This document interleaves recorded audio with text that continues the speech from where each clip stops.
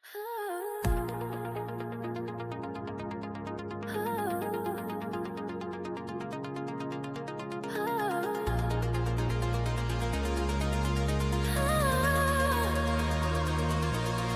the cockpit I sit tight, virtual flight diaries, we take flight. With the click the world spins round, in my seat I'm high above the ground.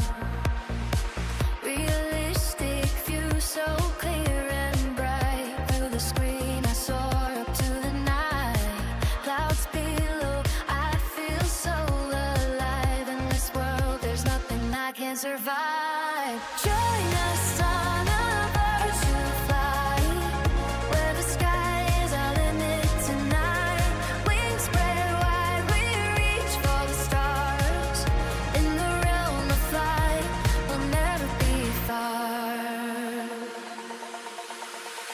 Bow is flashing, engines purring. In this world we're free from the atmosphere. Throttle wide open, throttle wide open. We dive and climb in this digital ocean. Lights flicker, the world's so vast. Every turn a new adventure starts. From the ground to the highest peak in the world of flight, we're just beginning to speak. Join us on a virtual flight, where the sky is our limit tonight. Wings spread wide, we reach for the stars. In the realm of flight, we'll never be far.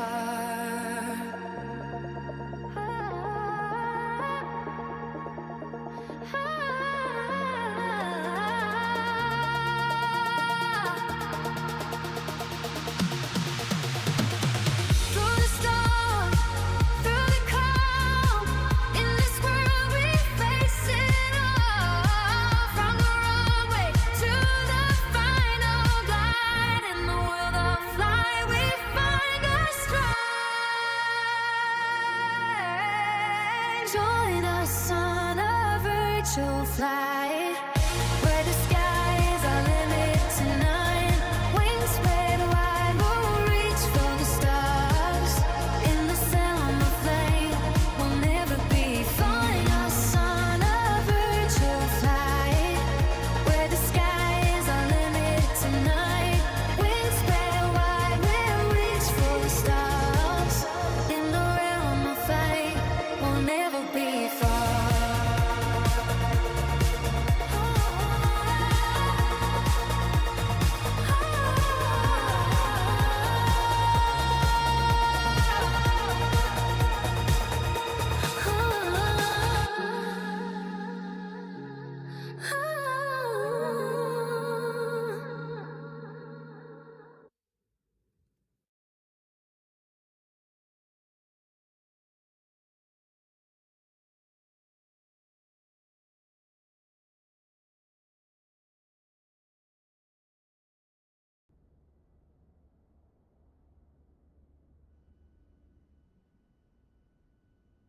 Hello, hello, hello, and welcome to another live stream by Virtual Flight Diaries.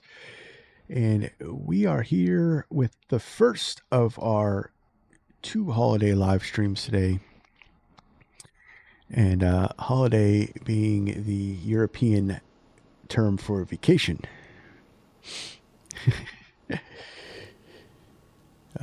So we're here with Jet2.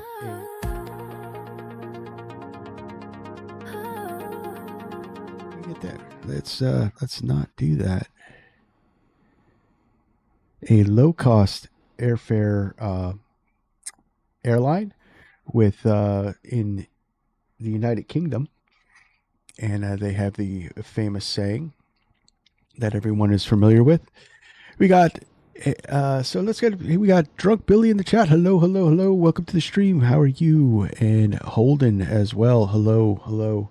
Welcome aboard. And hey, Jay Kurt. Hey, welcome to the stream. Hi, how are you doing? Welcome aboard. Welcome along. So we're here. It looks like we got Drunk Billy flying with us. That's awesome. So we're heading down. So we're leaving from East Midlands Airport down to Geneva, Switzerland, and we are on we're on IVEO for ATC with this round. See, Jay Kurt, first time here, yeah, new face, new face. I'm glad to have you along, and welcome to the channel.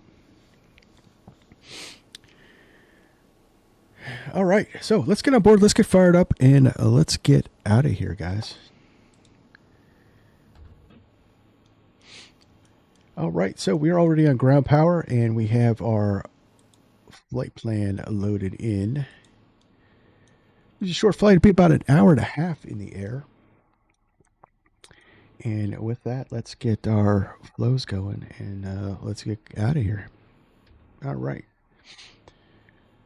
So, got position strobes on, batteries on, ground power is on, external lights are armed.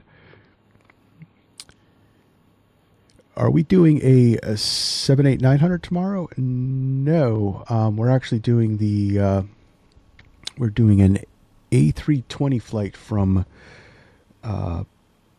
Munich down to Skiathos. Well, it says, how's your week been so far? Good, good. How was everybody's holiday weekend? Mine was good, and the week was good so far. We're done work and time to hang out with you guys. Chris said, "Oh, I love the A320. Yeah, I like the A320 too. Although I am partial to the Boeing, I do like the A320 series of aircraft." All right, we got that up. Let's get you aligning. Well, it said it was a good holiday for me as well. All right, that's awesome. And do some tests here. Run these.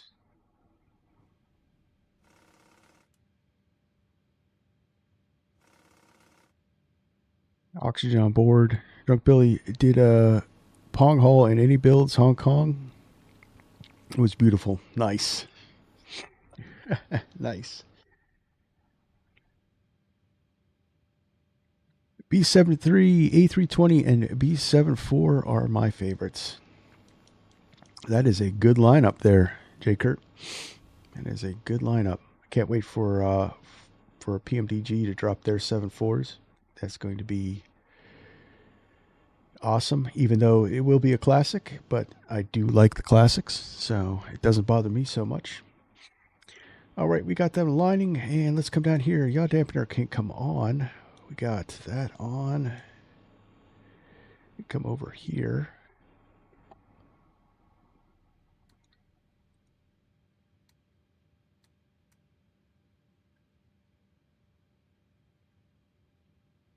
Hey, Limp Rocketeer. Hey, welcome, welcome. Hello, hello, hello. How are you? Jake says the B777. B777, that's fun. I just don't, I don't do very many long hauls, even when I don't stream. So, I don't fly it as often as I should.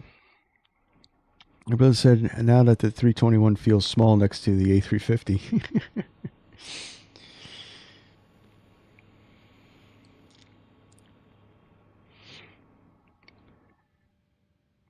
All right, so we got the window heats on. That's good, that's good. And we'll hold and test you. Light comes on. Good, good. We're going up to level 350.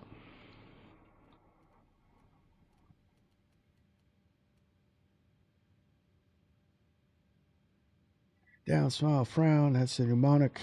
And that looks good for now.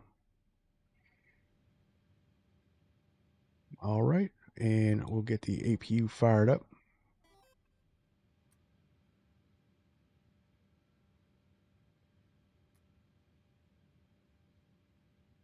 I like the 777 mainly because of the two G90s. Oh, yeah. The G90 115s. Was that the most powerful most powerful commercial jet engine in the world. That definitely is throwing out some thrust when you go toga.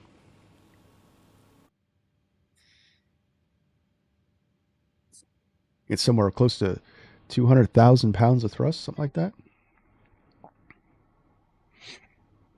Yeah, that's the 300. They do have the G90 110s on the 200. All right, so we got the APU running, and let's get the rest of our show going here. All right, we'll test you.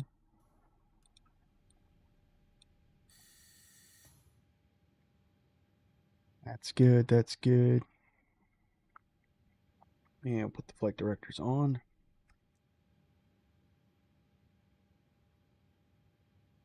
And I'll turn my camera on. Apparently that was off. All right, flight directors are on. Nope. I don't want the co-pilot as master. There we go.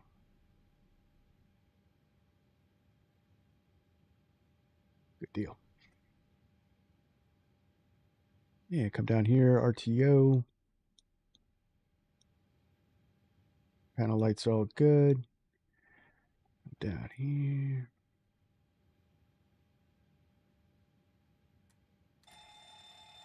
Make some noise.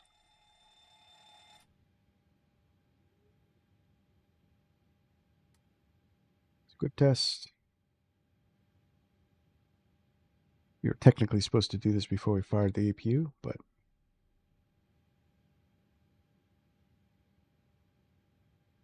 and cargo test.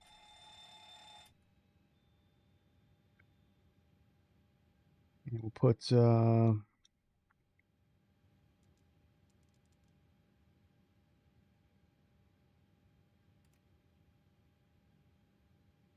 put 2000 in there. We don't have any ATC on at the moment. I said, now imagine the 7.4s with 4 G90s. That would be a monster of an airplane. With 4 GE90s? Wow.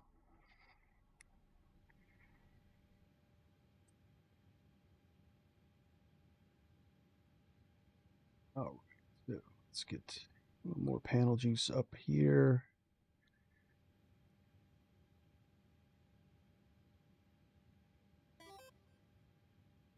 And we'll get this going.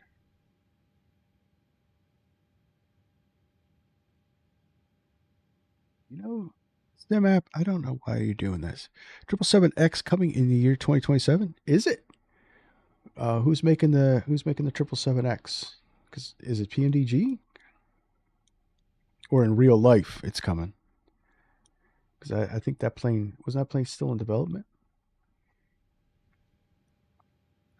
You know what? I don't know why SimApp is doing this. Let me reset you.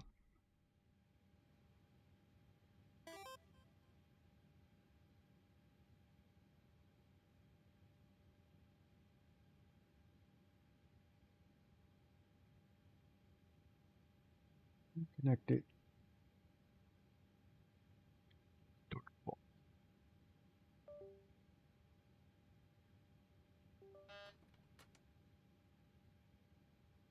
Oh, in real life, yes. That thing is going to be also a beast of a plane. All right, reset my box. That way. Stuff here.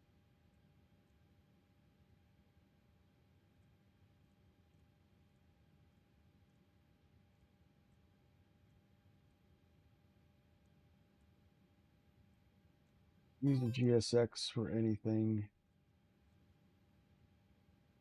other than pushback.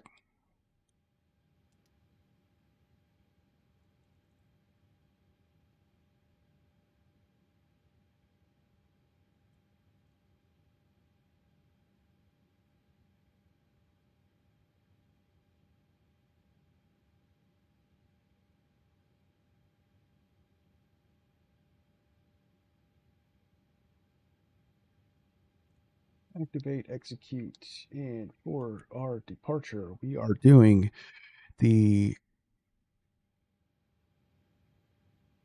SAPC 1 November.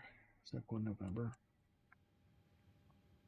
And we're taking off runway 27 for our, and let's see, for arrival into Geneva, there's still landing runway 22, and I hope it stays that way because 22 is the scenic approach over the lake, which should be pretty cool. LUSAR 2R.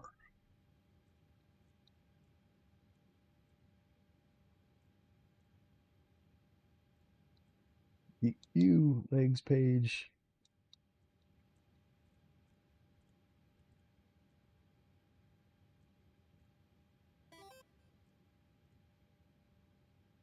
That looks good. Route up. In it. Test flight start in late 2026. And where are we flying today? We're flying down to Geneva, Switzerland today.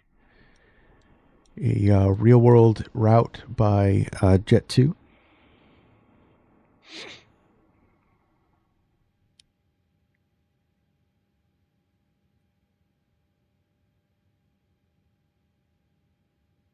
And we're taking off from East Midlands. I got this scenery. I can't remember where I got it from, but it looks pretty cool. I like to see. It got a Burger King. Looks like it's a well-modeled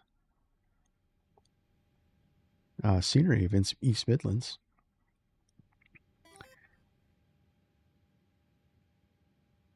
All right, let's run some perf calcs real quick. We're going to do 27 departure. And we'll import from SimBrief. Well, what are we flying tomorrow? We're doing the A320 tomorrow. We're doing it in the Lufthansa, and we're departing Munich. And we're heading down to Skiathos, Greece, which is a interesting arrival. It's an NDB approach, low, like over a beach, like Princess Juliana.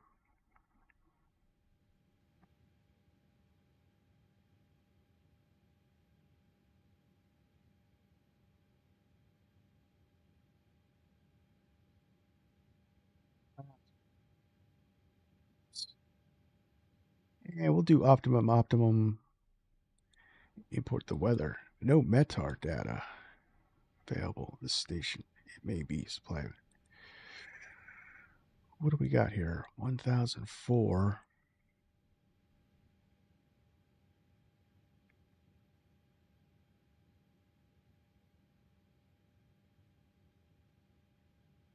Outside air temperature is 18C.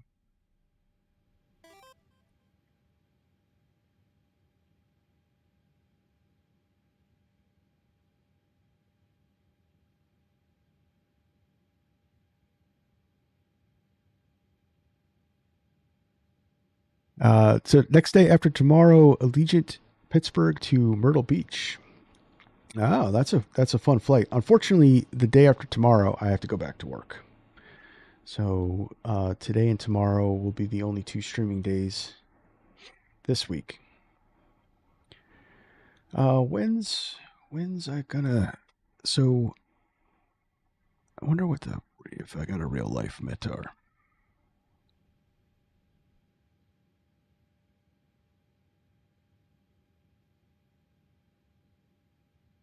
Weather.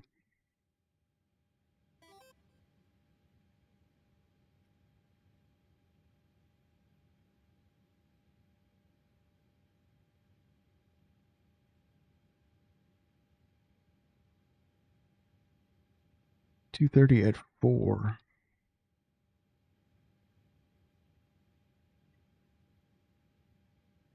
I don't know if my weather got screwed up or what. Cav OK. It's supposed to be 10:04. Oh, that's it. Yeah, I wish I could stream every day for you guys, but not yet. What is it? 2:30 at 4.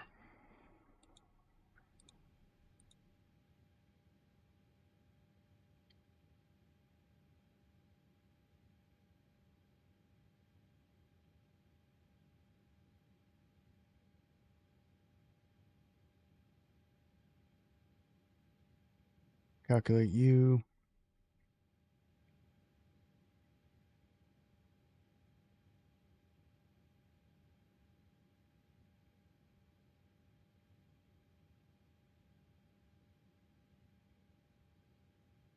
All right, flaps 5, take off 1, select temp 40.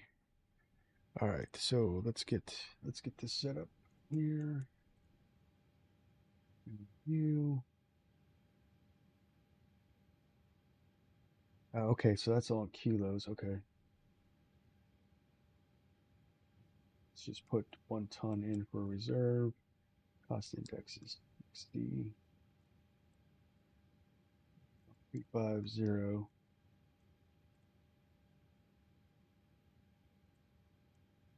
U and 1, we're going take off 2, 40, or take off 140. That's good.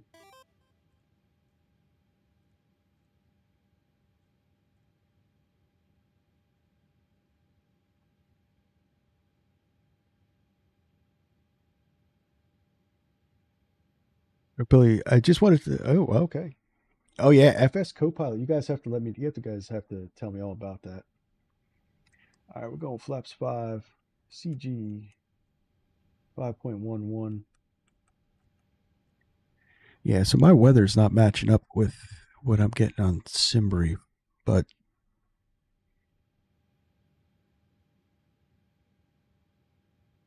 all right. Come down here, 5.1.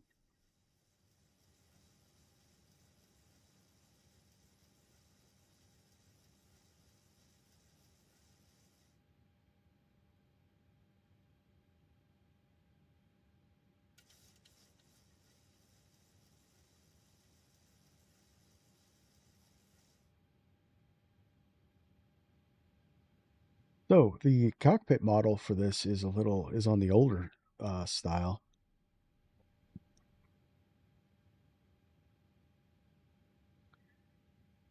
All right, so that's all in, and we're all aligned. So I think it's time to jet on out of here.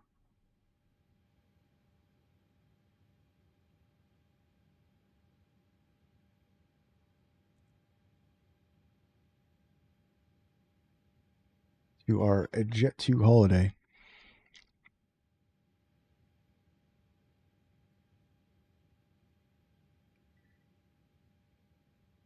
So Chris, should I do a 2-hour flight from Pittsburgh to Myrtle in X-Plane? Oh, you use X-Plane? Sure. 2 hours.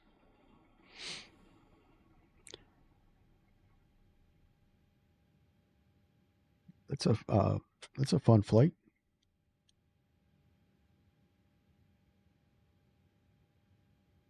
Okay, ground services. So let's put it on the buses. We can get ready for pushback.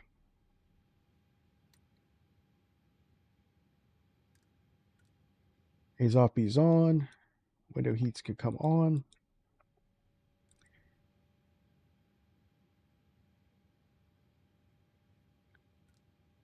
Yeah, we'll get some air flowing in here for pushback. Ground power is off. We can disconnect you.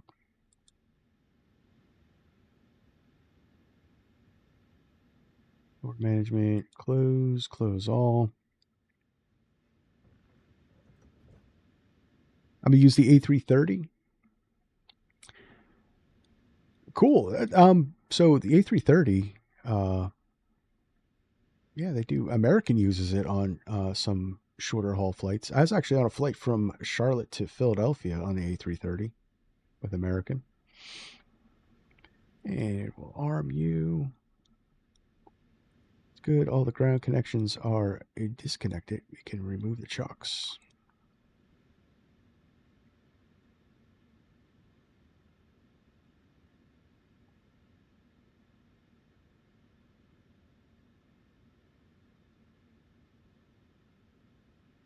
East Midlands, Channix 556, pushing back, stand 1-2, East Midlands.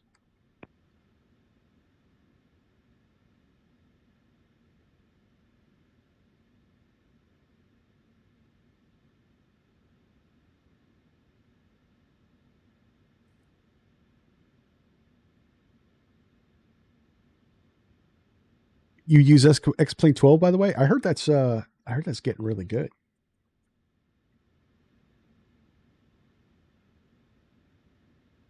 That is getting really good.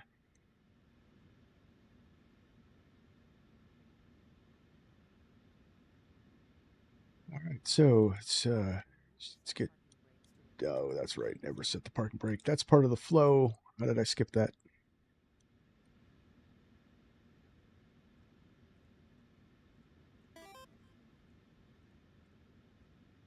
I've never flown the E330 in X-Plane.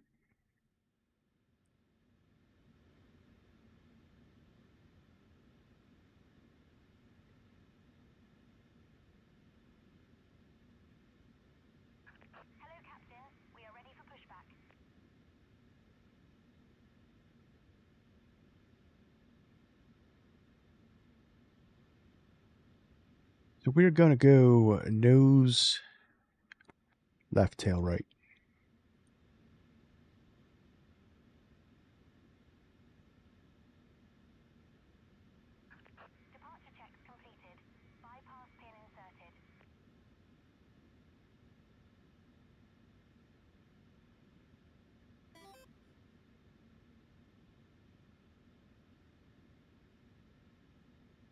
The 737 sucks. The brake button doesn't work. I have to do it manually. Which one in X-Plane are you using? I'm not too familiar with X-Plane. Just on the surface, I've actually never used X-Plane before.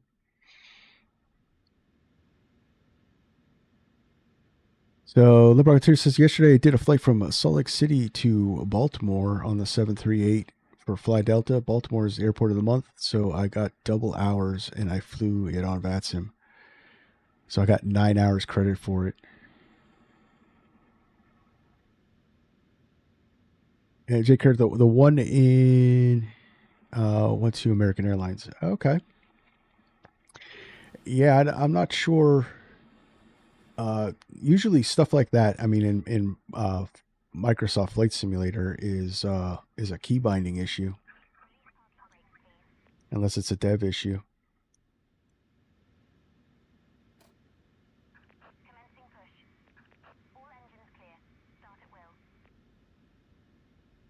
All right, all engines clear. Let's turn engine 2.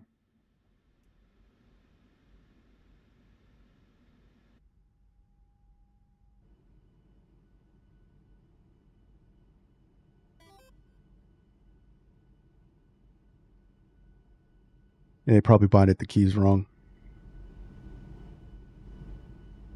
That's always what I look for first.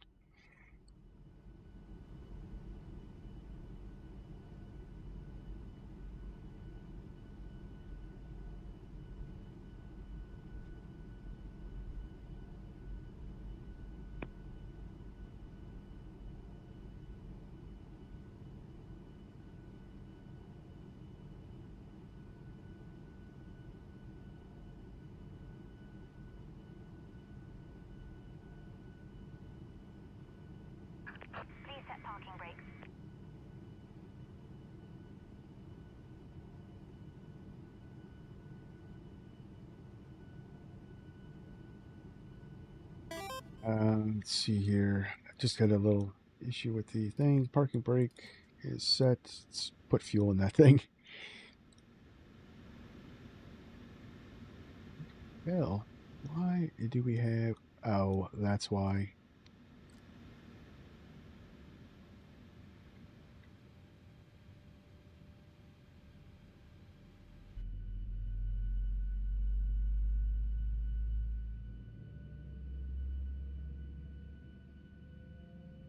737, the only annoying part is the engine.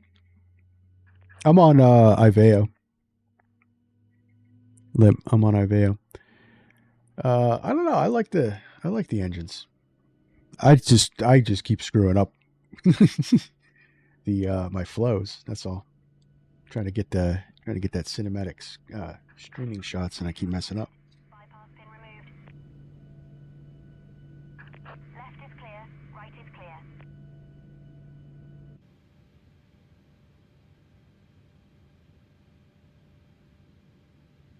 All right, that's a good start on 2. Let's turn engine 1.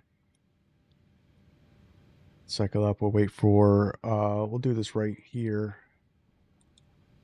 Wait for. Engine start. So, on our departure, what is? We're waiting for the engine to come up. What is our initial climb out? It's 9,000 feet.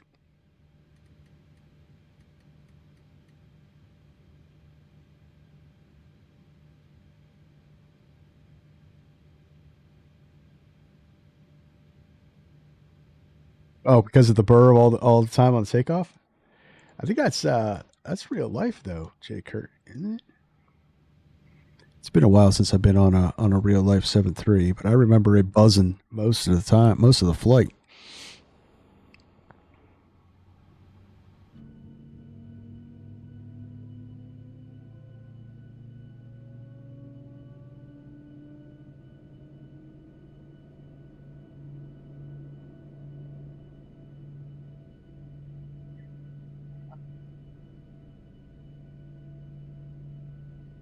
Yeah, I'm there. We're at EXS 556 738. I'm on my map.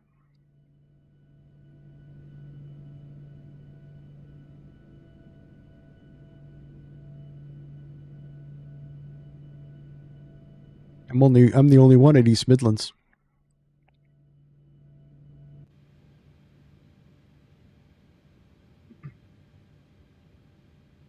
All right, 2 good starts.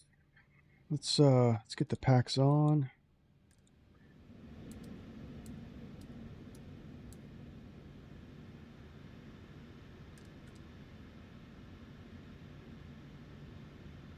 We go to auto.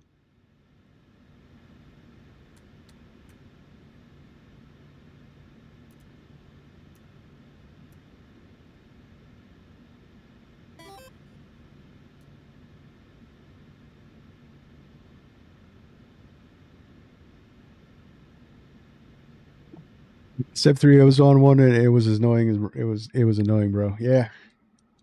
I guess. I don't know. I put my headphones on and watch TV usually.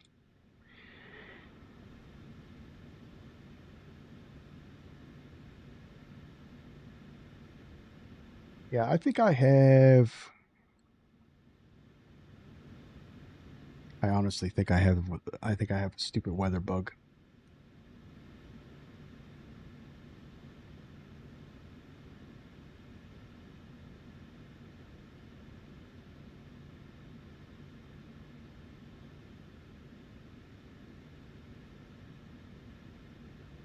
Let's say. Oh, sorry. See you now. And the white noise made me sleep. So say. Yeah.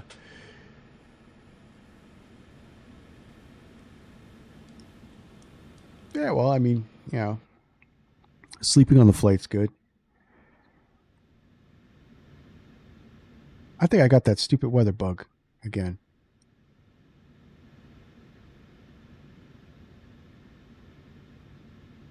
No METARs.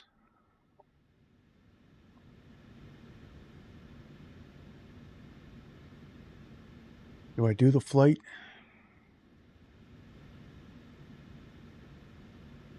Or do I reset the whole sim? Because that's what I have to do. Traffic 2Jet96 Papa, climb below level 330 for London for Dusseldorf.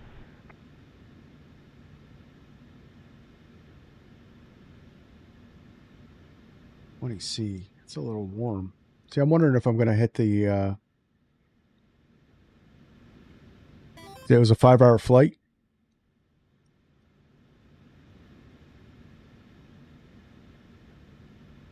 Yeah, see, I would want to sleep on a 5-hour flight.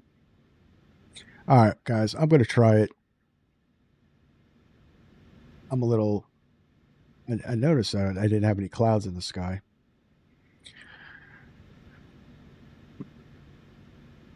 Yeah, the problem is that usually you get over temp. Yeah, because I should have a METAR here. What do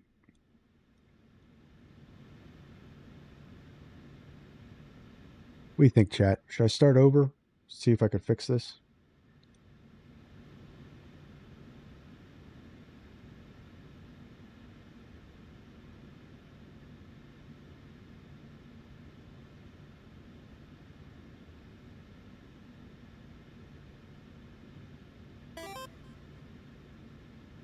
Ready when you are.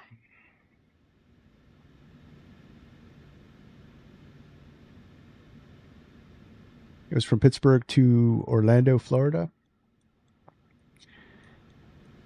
I did 5 hours. 5 hours to Orlando, though. That's a long flight.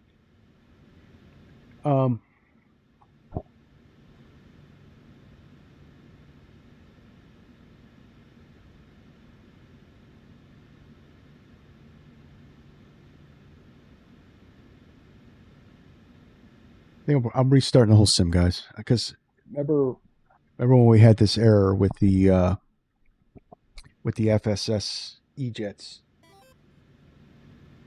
We had a lot of problems with actual flight. Oh, fuel stop delay? Yeah, that'll do it. All right, guys, I'm returning to the gate. Sorry about that, Billy.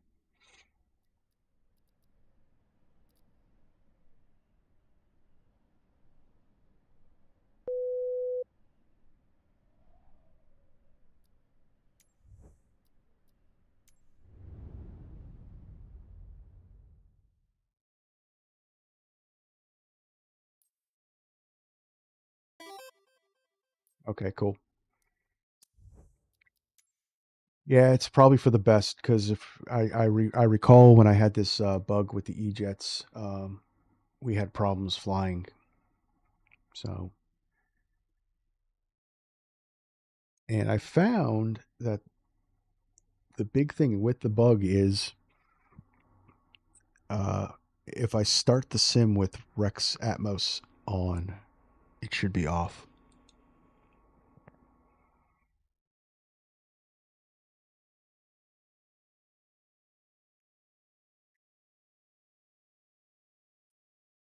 Yeah, so the scenery that I have actually has some static planes in it.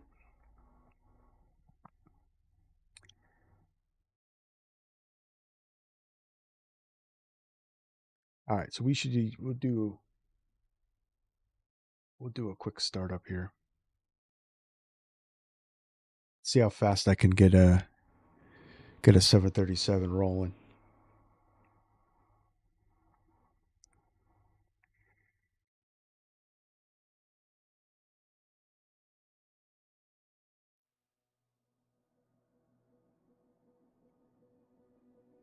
Thank God it doesn't take very long to load up.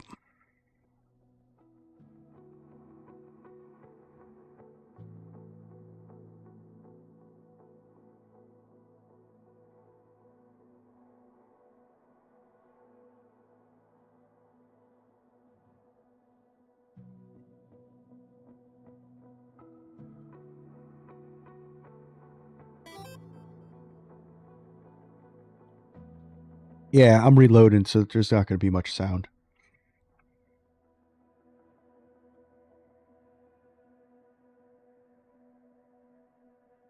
I mean, it's just the intro music.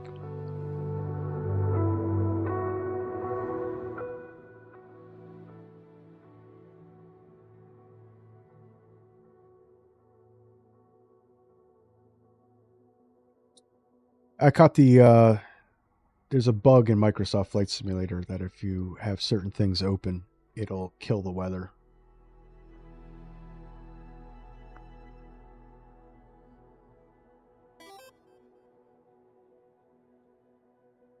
You love the Cirrus? That's a good airplane. I don't like the default. I like the one that was in Microsoft 2020 better. The default one is okay.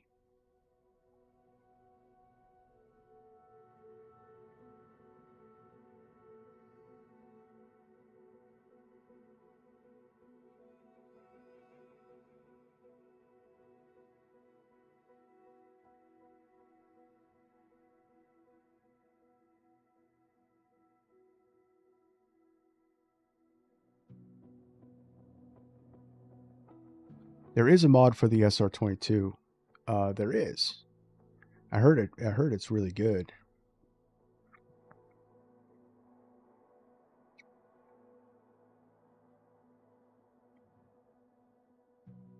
We need a good study level G7 turbo.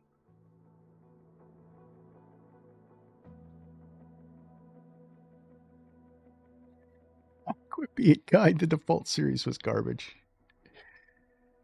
Yeah, I don't know. Yeah, it's. I mean, it's for the price that I paid for all these planes that are junk. Yeah, I'll agree with you there, Limp. But the return and the parachute. Yeah. So what's really cool, what's interesting about the one in Microsoft Flight Simulator is that it does have caps modeled, so you can actually deploy the parachute. All right, EG. Let's do this again.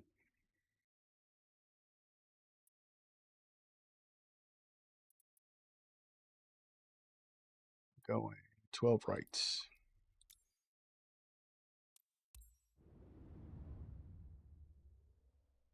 Real fast startup. Get back on the thing. So I always have to. You always have to restart core every time. Briveo.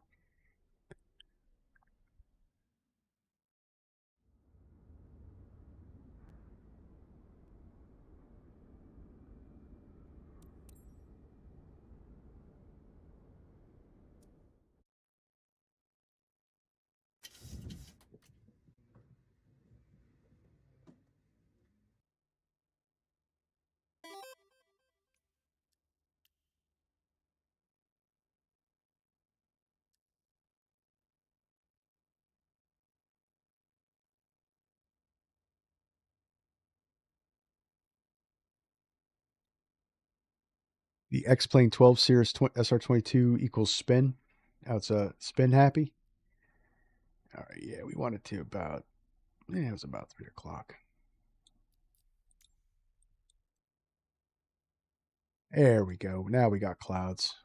All right, let's fire this up. Now we have a METAR all fixed. Yeah, we would have had a bad time if I didn't do this. All right, so we're gonna need some ground power.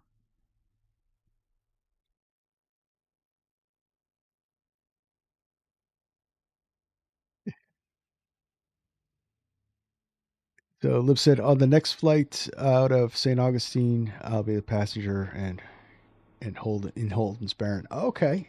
Oh, that'd be cool. That'll be cool.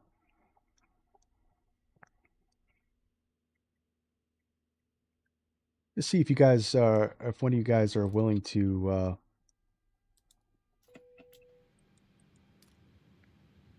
do a. All right, so we'll get that on. That's good. A live stream of FS Copilot.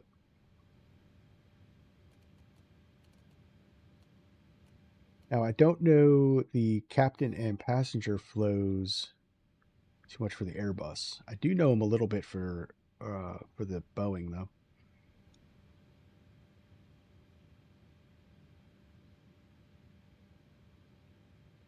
Liberalize, just say the word. Oh, all right, cool, we'll plan it. J. Kurt, the X-Plane 787 is really bad. Yeah, it's really bad in this sim too. All right, so let's get APU fired up. All right, and let's do a quick load here.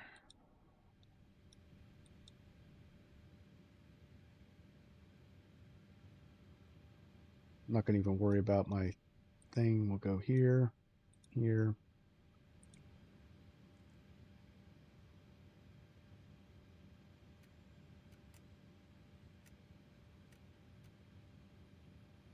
Skip all the tests. Don't want to make sure that I don't miss anything though.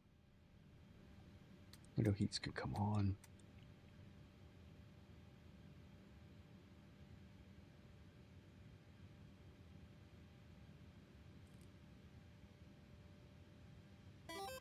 And see, now that's better because we were supposed to be at 1020, so definitely had the bug. It's just the 7.3 cockpit. Oh, wow. Yeah, then that is horrible. That's worse than in here. At least Microsoft, they put a 7.8 cockpit in there. There is a couple mods.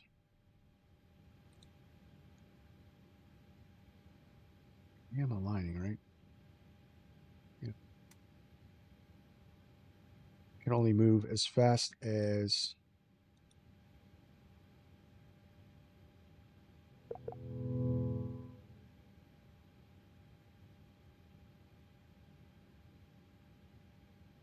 waiting for the GPS to fire up. There we go.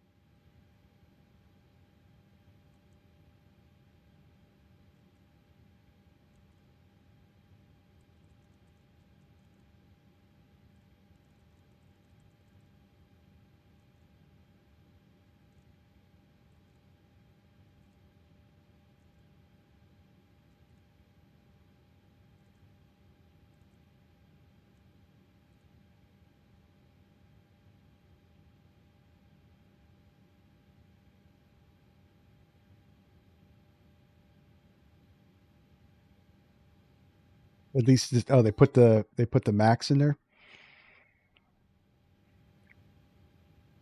Set the parking brake. Thank you. Thank you. All right, so load you.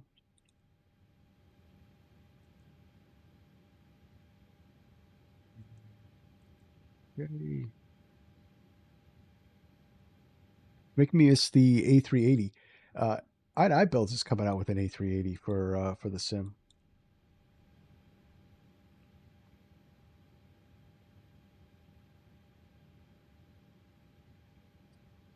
And I really think it's going to be better than the fly-by-wire.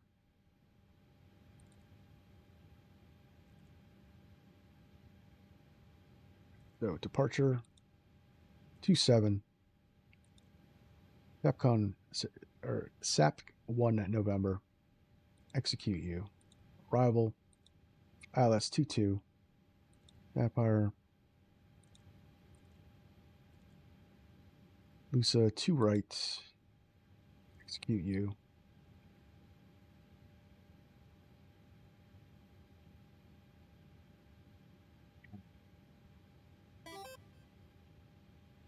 That's in.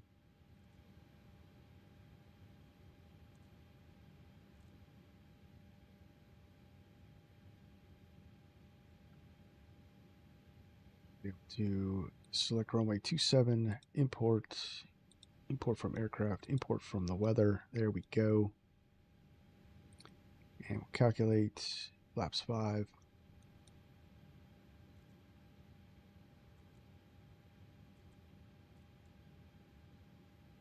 Right, 8.5 is in. We put 1 ton in for our reserve. For reserve Zurich, so 1 ton should be good. 60. It's here. 350. It's here. Good. And 1 limits. We are going select temp 43. 1, so 1043. Climb out. Take off 5. Trim 511. Good. All right.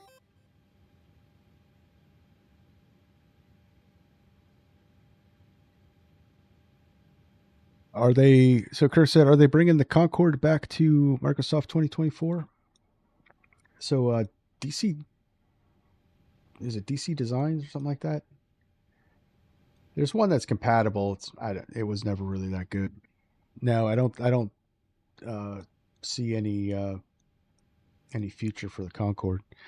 McPackXER, hello, how are you? Hello. Hey, welcome to the stream. I am doing good.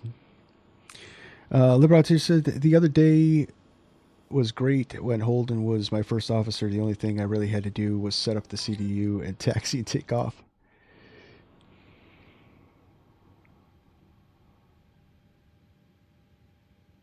Nice. All right, so we're just waiting for the navs to align because I have it in real time. We could set it for, I think we'll put you on the buses.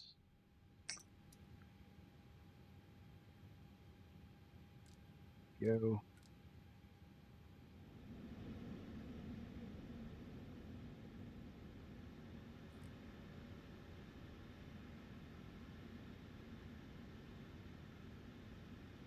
Let's get the navs to align, and then that'll be good. So, hey, great. I just wanted to say thank you for your tutorial on the wind wing throttle. Hey, I'm absolutely thrilled that I was able to help you.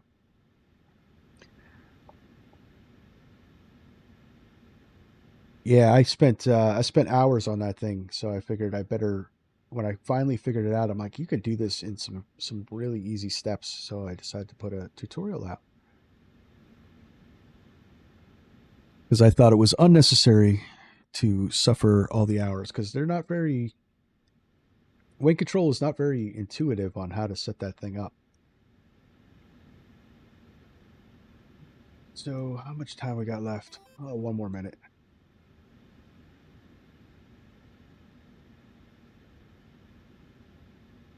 No, both the 7.3 and the A320 work perfectly. I said one of the best tutorials out there. Well, thank you very much. Thank you very much on that one. Yeah, I got a lot of really good feedback on that tutorial. As I said, kind of crummy first officer in the Airbus. It's been around Christmas since I've flown the Airbus.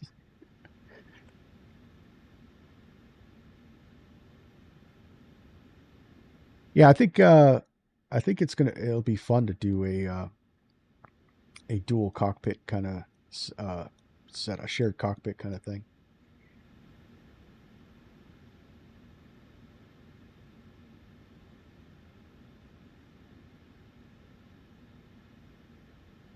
Come on. Should be aligning.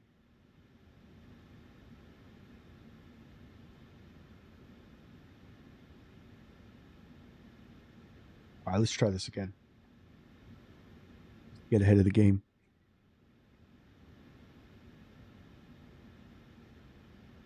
Put that on.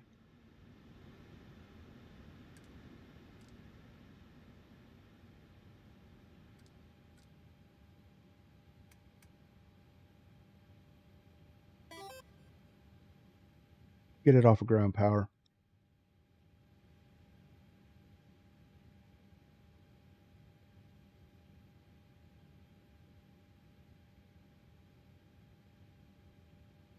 Okay, remove chocks.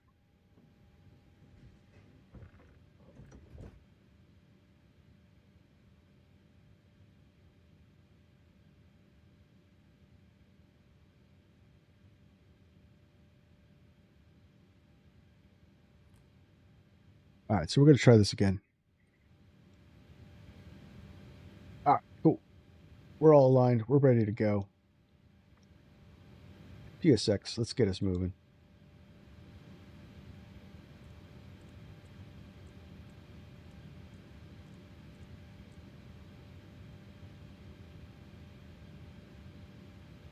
now that we have weather.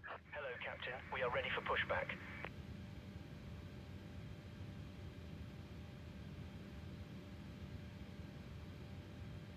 So 9,000.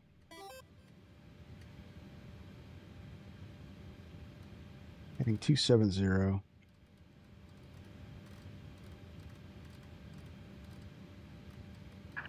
Departure checks completed. Bypass pin inserted.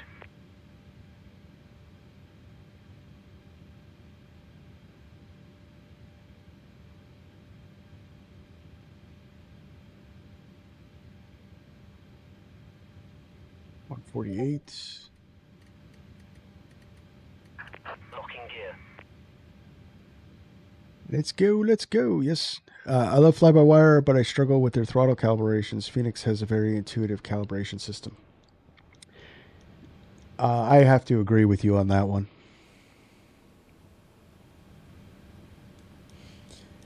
See, now that's the one I wouldn't know how to do, Holden. I wouldn't know how do you do a shared cockpit on VATSIM?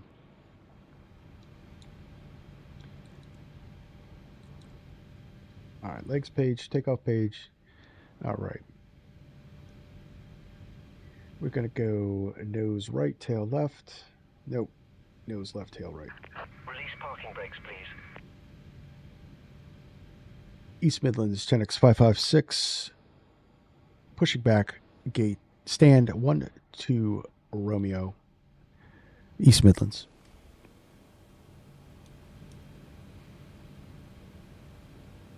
One person just connects as an observer. Okay. As I can still hear the comms, and when you're you can still hear the comms when you're in observer now. Okay. So the person monitoring, or the person flying, would be the observer. The person monitoring, who's doing the comms, would then sign in.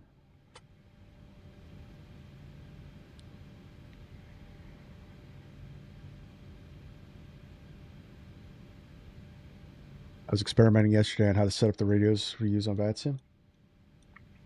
Nice.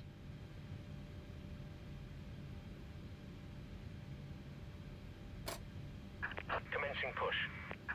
All engines clear. Start at will. All right, packs off. Turning engine 2.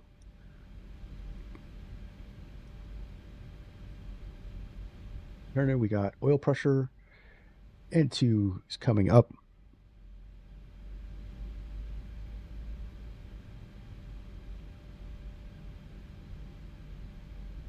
Here's 25. Put some fuel in there. And we got EGT rise. There's light off.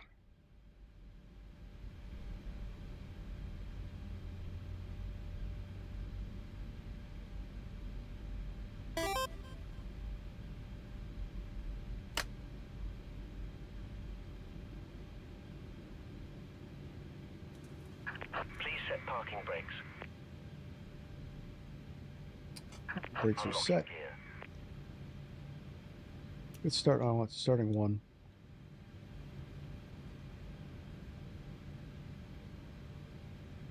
So the radios should be synced automatically. Do they sync?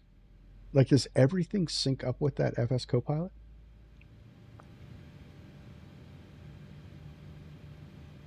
Here's 25, introduce fuel. And we have light off.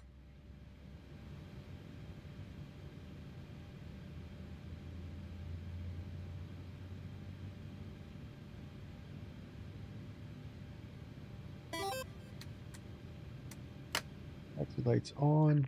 Tow truck disconnected. Bypass pin removed. Left is clear. Right is clear.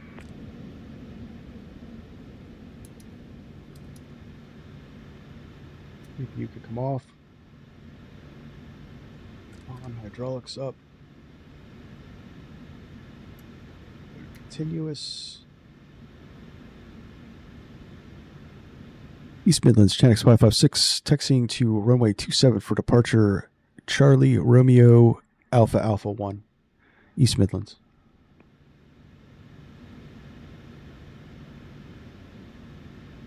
All right, finally, let's go. Parking brakes released. We're out. Let's put flaps 5 in.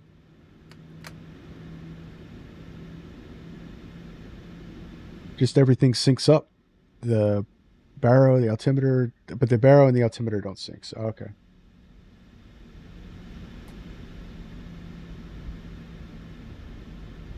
As far as the radios go, you want to be able to transmit and change your radios on the FO side. Okay. Say, hey, another Jet2. Yeah, so that's another one of the static planes. There's a couple static planes. There's a couple Ryanairs, a couple Jet2s. Because nothing beats a Jet2 Holiday, right?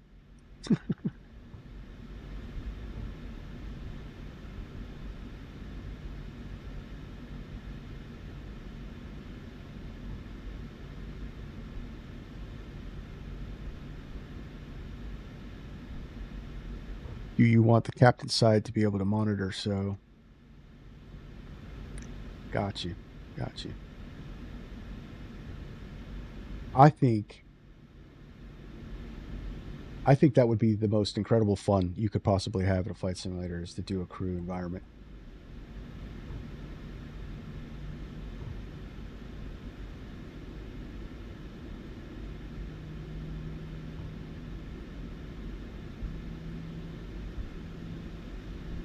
Because now we're going to have all these little stutters.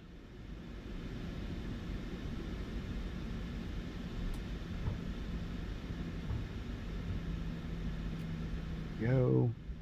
That's set. Let's do ENAV, LNAV. And the auto throttle.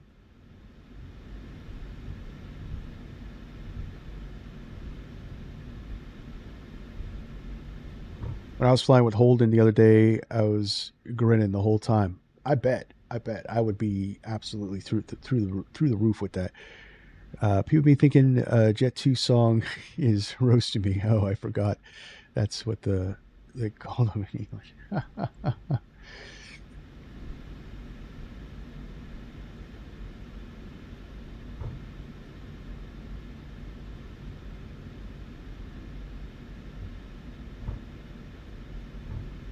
Yes, we're going. It's the week of holidays. The week of holidays. I've never been to Geneva in real life or the sim, so this should be fun. And tomorrow, I'm really looking forward to the challenge of getting into Skiathos.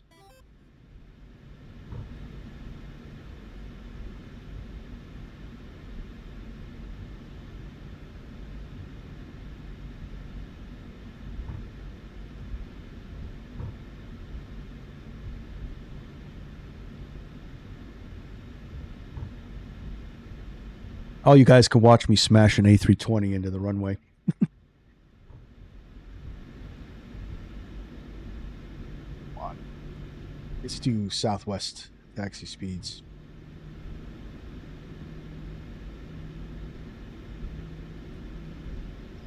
Extreme Saba St. Bart's A320. Oh, wow. I don't think... Well, maybe if you had barely any fuel on board, you might get off the ground. Might. Not at Saba, though. Saba's like 1,200 foot runway, 1,500 foot runway. I just don't think you can do it.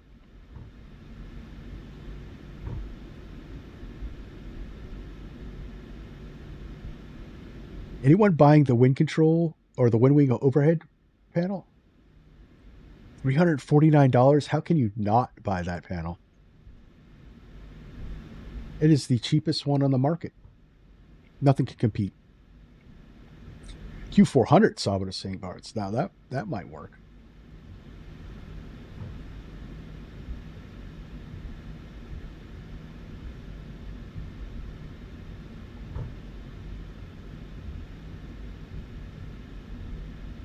Flaps forward a 70 knot headwind. Exactly.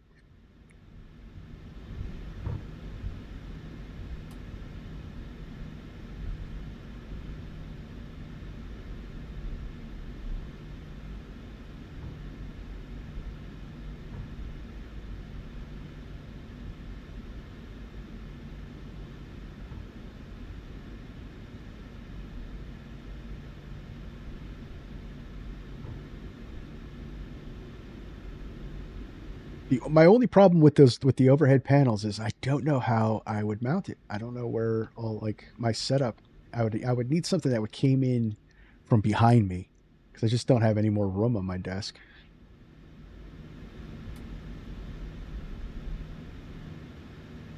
East Midlands traffic, Channix 556, departing runway 27 on the SID, climbing 9,000. East Midlands.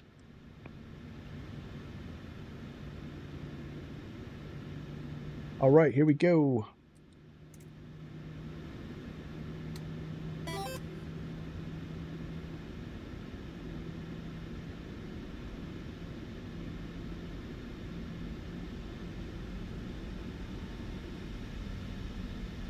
You have to set up a monitor mount to hold an overhead panel. Yeah, so I would need a monitor mount hooked up to like a rolling something or other that sat behind my desk chair. It's possible. It's possible. I actually might have some old photography equipment that might handle it.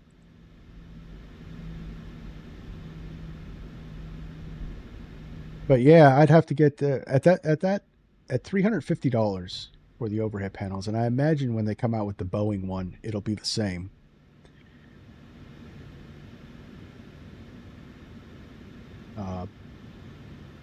I'd get both. I'd make it some kind of modular setup. All right, so we're all in. Lights are on. Flaps 5.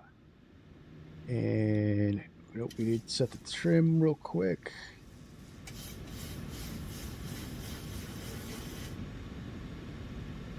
All right, spool them up. Toga's in chat. If you got them, let's go.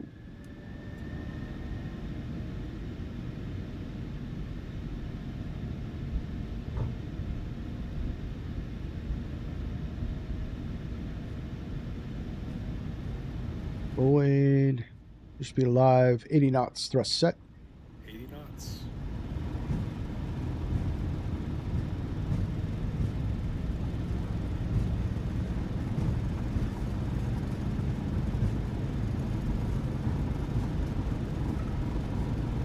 V1. Rotate. Let's go flying.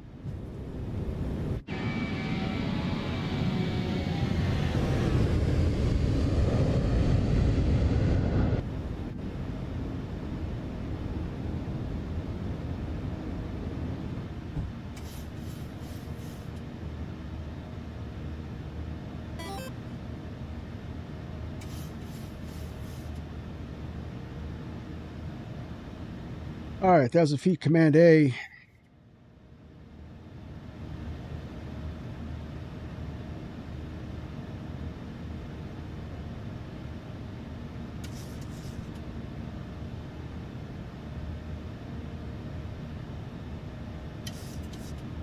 Climbing out, so let's go flaps 2, or flaps 1, I should say.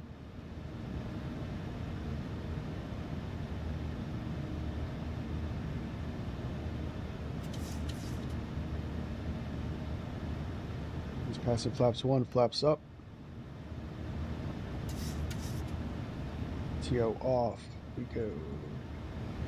Off. Two lights off.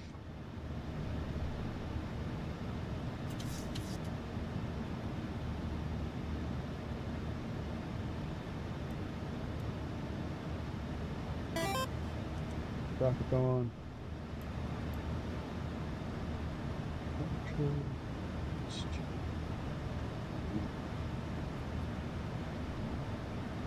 Move. All right, we are airborne, guys, and we are on our way to Geneva.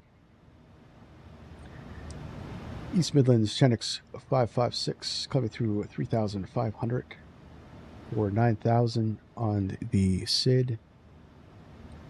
Last call, East Midlands.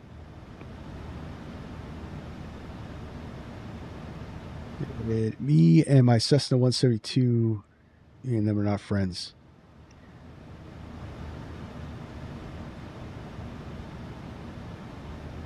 Pole from the ceiling is a good idea. I also thought about a wooden pole system off of the office chair. Ooh, that could be another idea.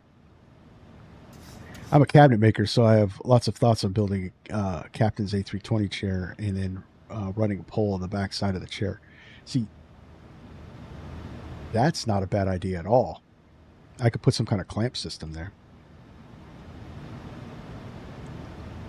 I did not get to see it live. I got to see the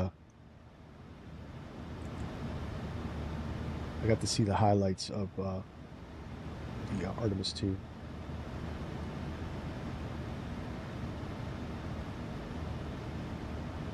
I would have loved to have seen it firsthand.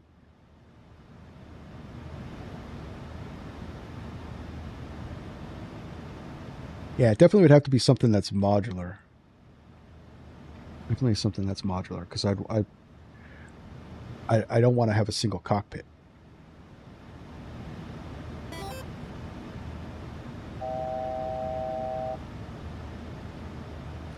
Let's go up to 350.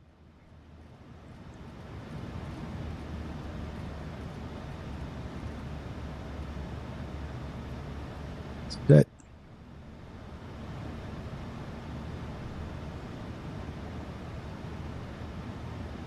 All right, so I didn't even look. Are we going to have any ATC down in France?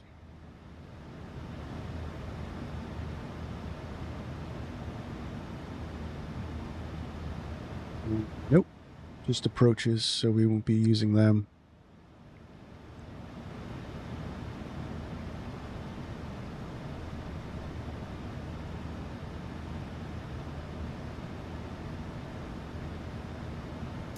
Of a lot of ATC for tomorrow's flight, maybe.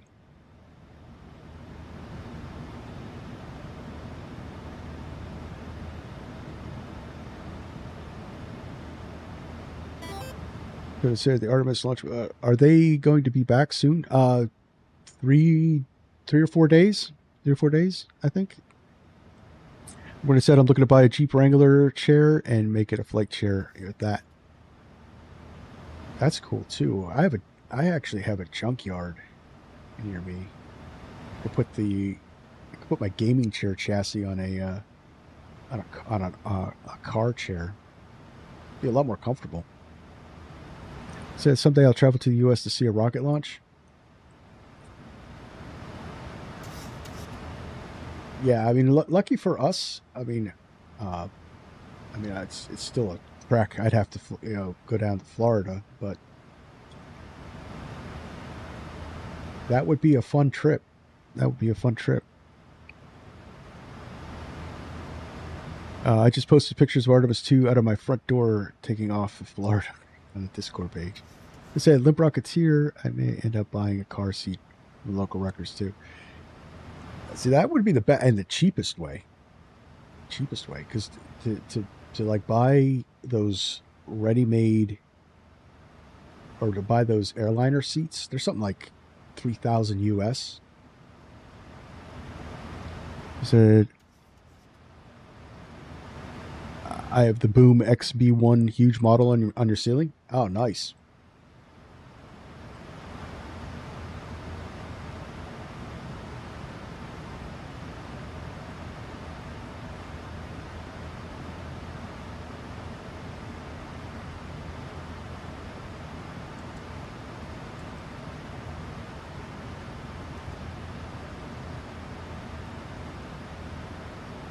All right, climbing out, passing. All right, so we're on standard. Flaps are up, gears up, and off.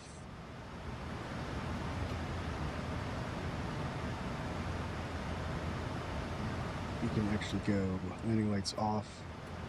We are in Europe. They should have been off already.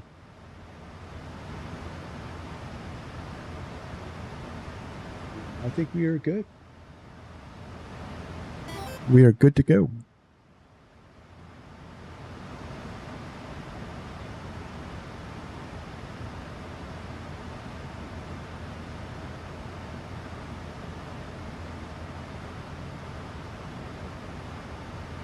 Used to have a poster of Heather Lockner. That's funny.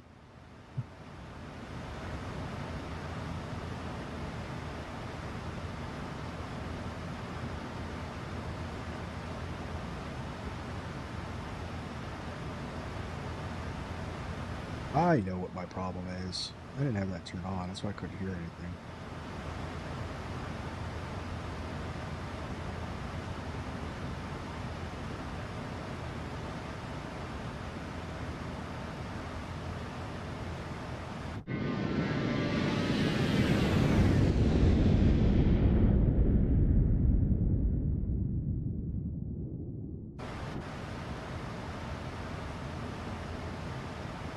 All right, passing 18,000.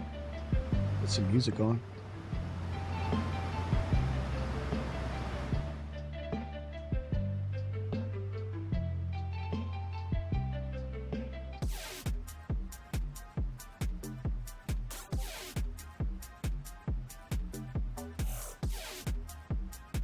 I also have the medium-sized model of the Concorde on my dresser. I want to get. I actually want to start collecting those airline models. I have to pick up the new Legos DC3.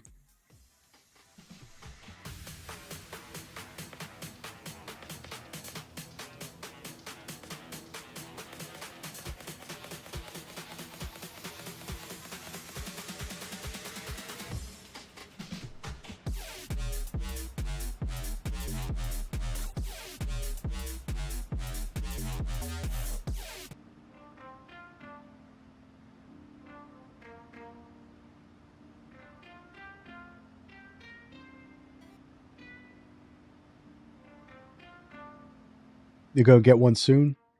Yeah. That looks good. Gotta have a DC3. Got to have a DC3.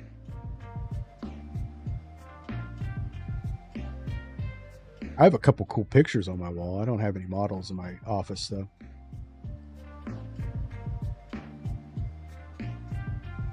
Doing a display for the Lego Concorde now. Oh, nice.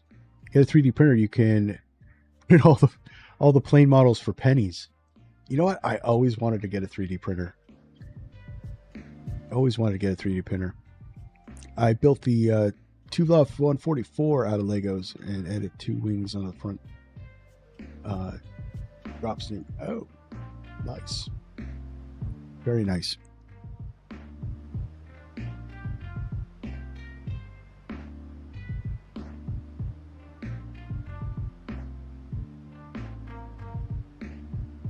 Always wanted a 3D printer.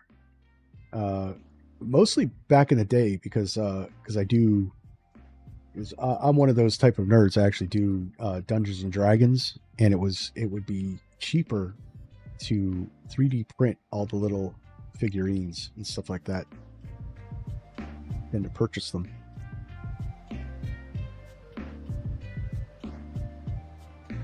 Bamboo Labs P2S, best bang for your buck when it comes to 3D printers. That was the one actually I was looking at. Plus, you could do a lot of other stuff too. Flight sim components, so on and so forth.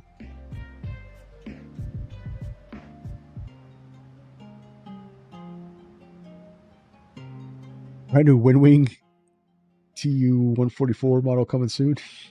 Yeah. Was the TU-144, was that the Russian version of the Concorde?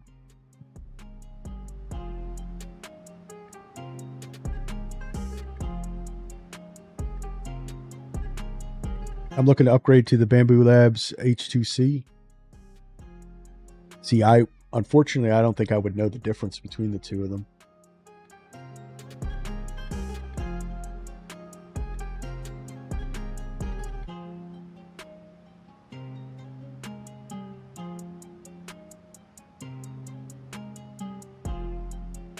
It was the Concorde ski.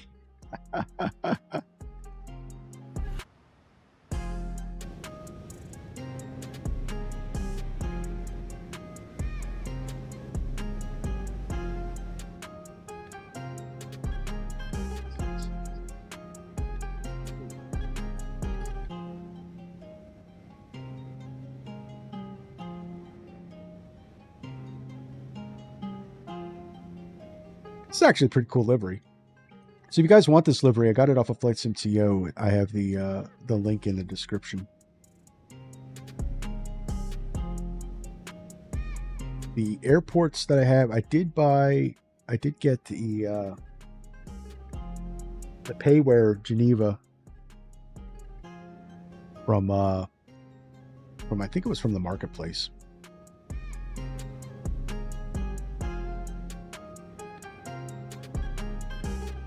Did you like the livery for Jet2? It's kind of retro in a way. Yeah, it is kind of retro. And the guy that did this is Hughes. Those guys over at Hughes are really, really good.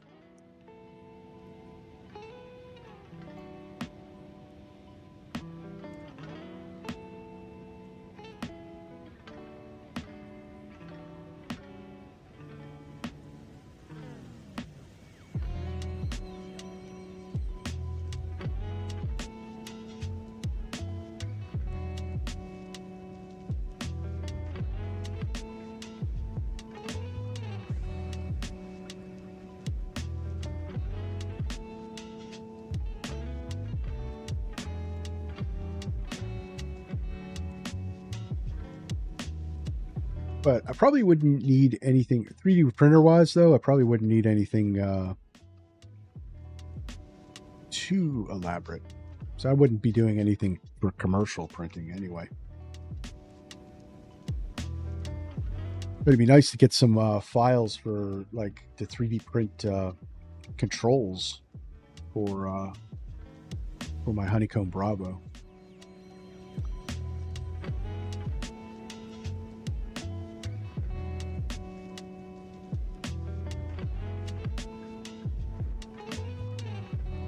You hear they're getting a PMDG 787-800 fitted out right now?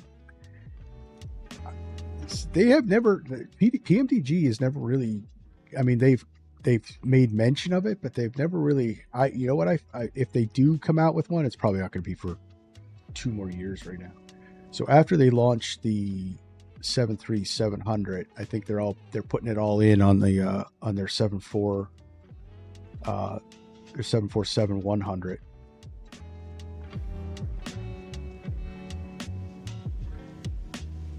They did say that they were going to do a 787, but I don't see it happening even within the next year. Yeah, they're doing a 747-100.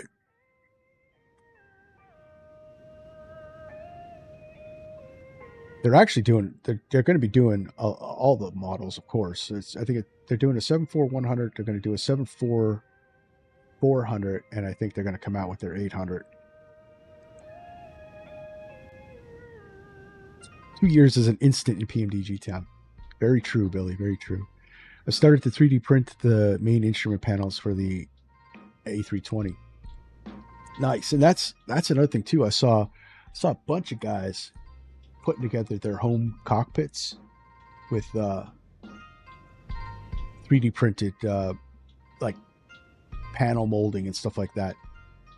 That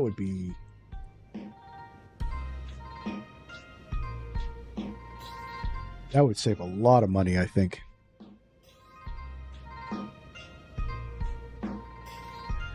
Hopefully, don't make it as bad as the in-game one. Well, now PMDG, I know, knowing PMDG, it's not going to be bad. It's not going to be bad. But there's supposed to be another company coming out with. There's a new guy coming out with a 787.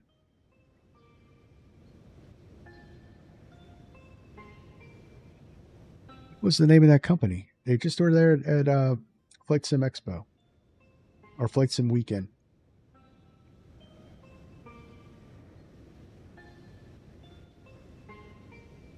Pretty easy to print. You just need to paint. I dislike painting. Well,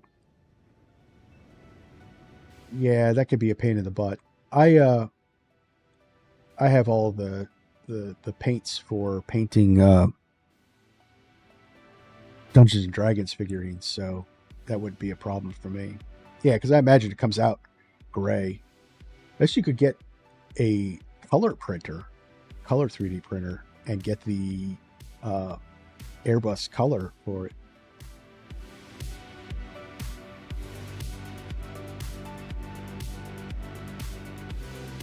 You heard Global Airlines is going to save the A380? Did Singapore start flying the A380 again? I know Emirates is still flying it. All right, here we are. We're coming over the channel.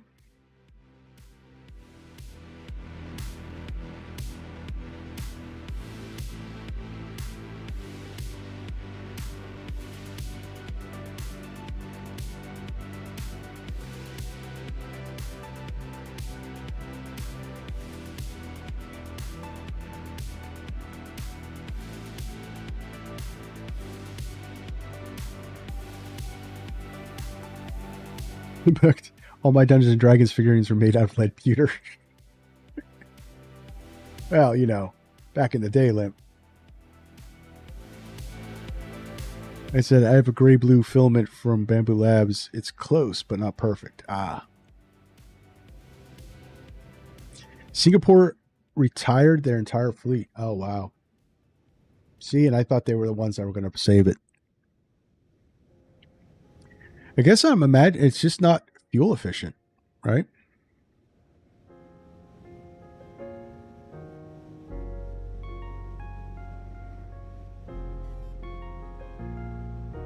Yeah, it got old. That's all right, Lip. I still have some lead pewter stuff.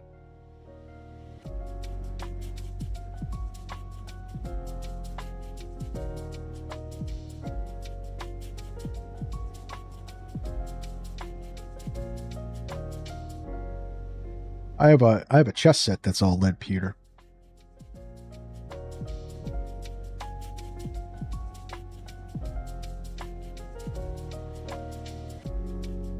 Thai Airways retired their A380s too. It's a shame, isn't it?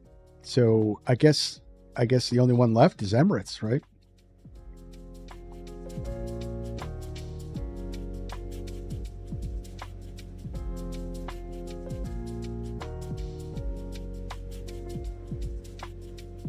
Global Airlines. See, I never heard of them. I have to look them up.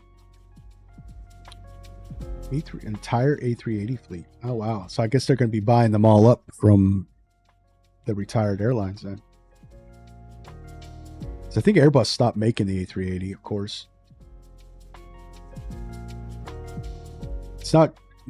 It's, you know, compared to the A350 as far as fuel efficiency and cost effectiveness, yeah. They just don't have, I guess they just don't have 500 people buying tickets to cover the costs.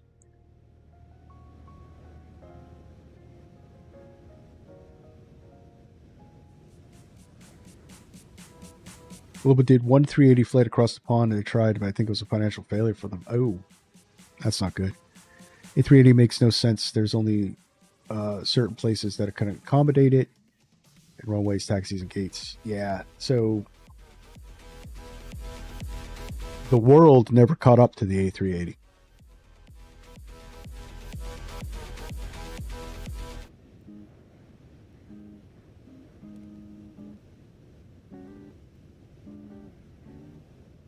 Society, the 74 is dying. Yeah, so the 747-800, they're pretty much getting converted all to cargo.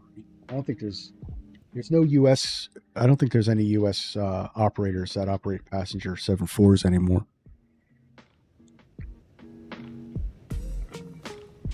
Lim said, I asked myself this question: would I buy a monster truck and drive it down the street to go grocery store? That's probably a good way to put it.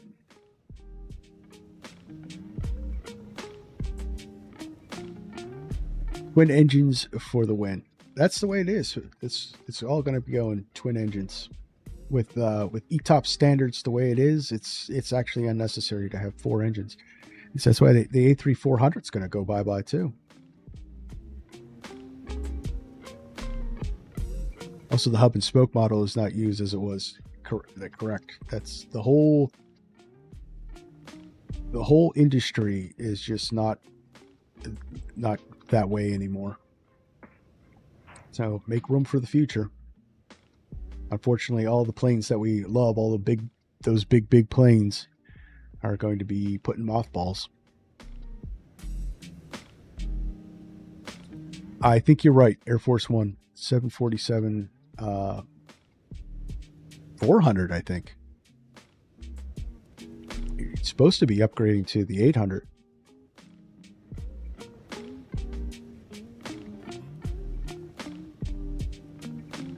Ever since Tenerife, there's been SNS. Yeah, I'd say so. Well, I don't know if Tenerife was the actual downfall of the 7.4. I just think it's 4 engines in general that's just causing the problem.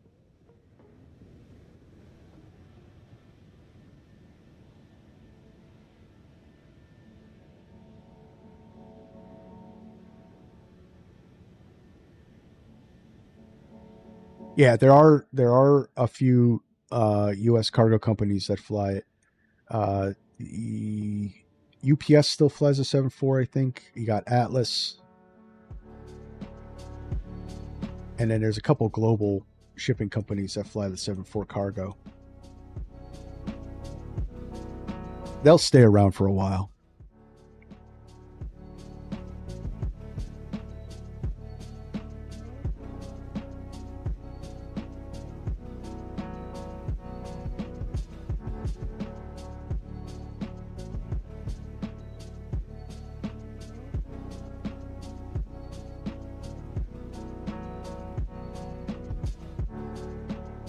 In low power, yeah. So the 300, the 200 and 300 are definitely low powered. The 600 is still holding on, but I think Lufthansa and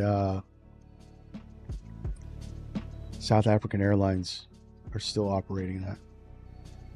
I could be wrong though. I know Lufthansa is.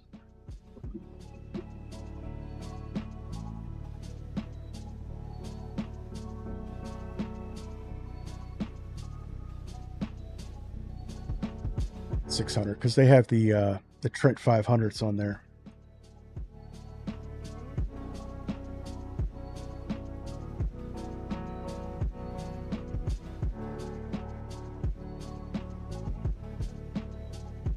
Lufthansa's retiring them soon. Yeah, see, they're all going to go away because two engines are just more fuel efficient.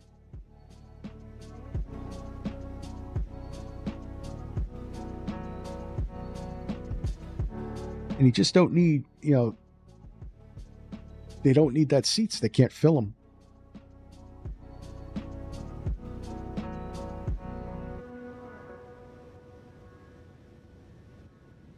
It's easier to fill 200 seats than, 400.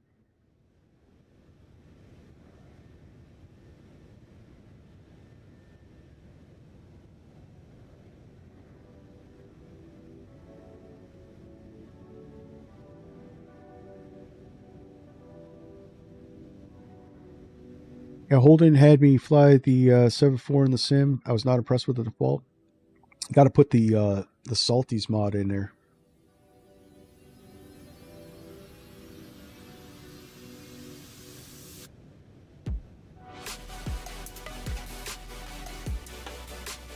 Makes it it makes it more flyable. I'll wait for PMDGs.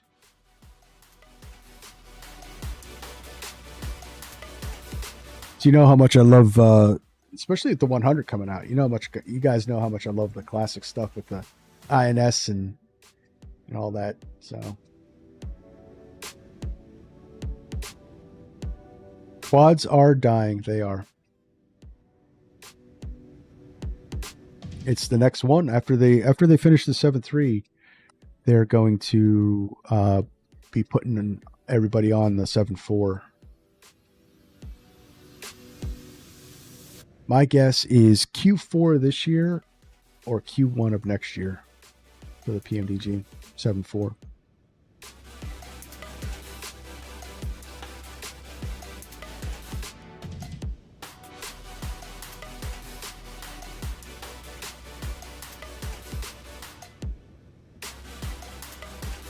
That will be a popular plane. Not, well, when they come out with the 400, I don't think the 100 is going to be that popular.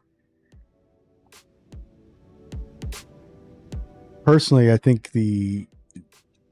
I'm not their marketing team, but I think they should have released, money-wise, they should have released the 400 first.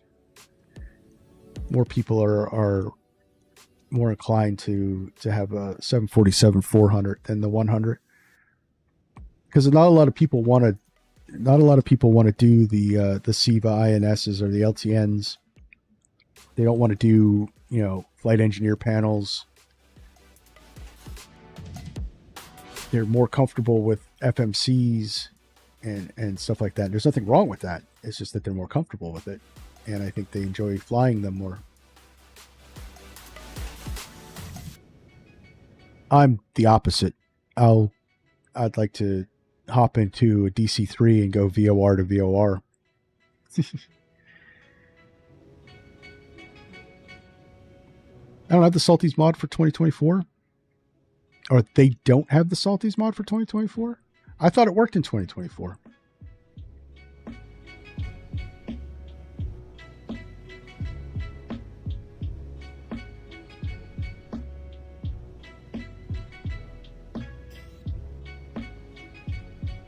Except for, yeah, it started the whole fleet. But like I was saying, I think it's not going to be popular. For me, it will. I'll fly the heck out of it. We got to take the L1011 back up again. I think we'll do a little mini long haul in the L10 because I got the A2A livery, or the ATA livery. I think we'll do Honolulu to Oakland.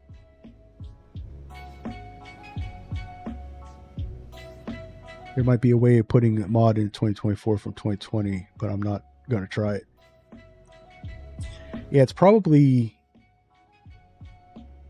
just like a cut and paste kind of thing.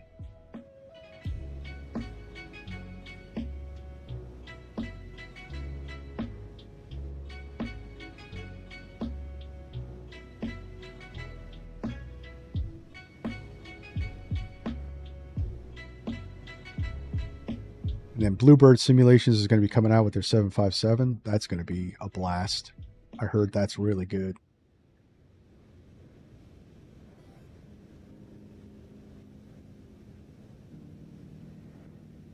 The Just Fly store is dying as well? Oh, I don't know about that. You think so?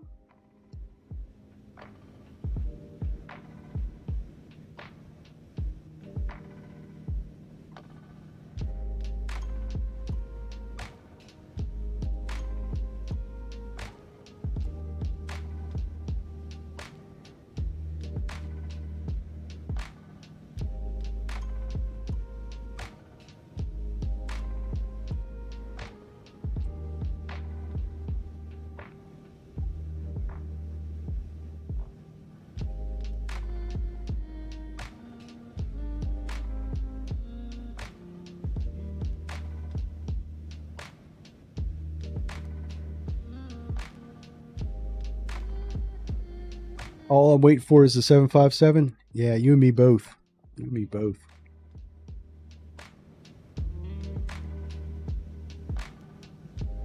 As soon as you said that, I hit the enter button. The 500 equals very long pencil. It's scary. Sometimes I think we think a lot alike. We do, Limp. We do.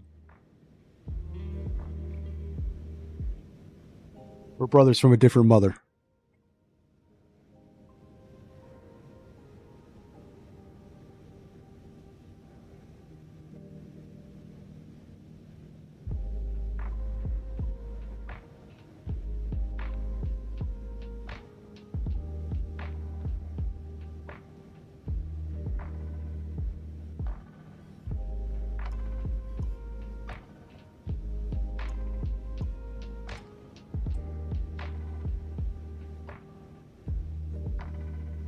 787 power, 757 pencil power.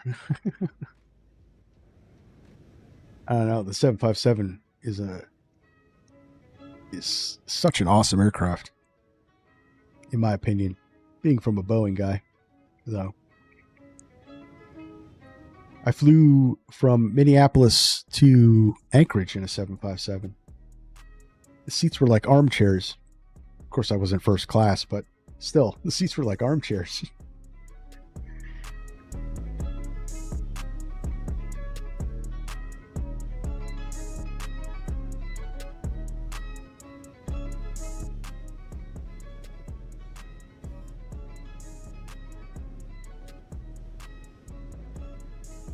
Bro.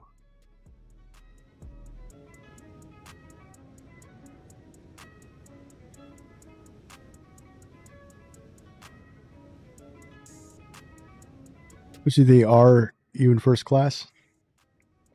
Parlez Orly, bonsoir ASR01. Actuellement au point d'attente de la piste 07 pour un vol direct Nice, ASR01. That was French. Trafic Air France 8, lining up at taking off runway 09 right.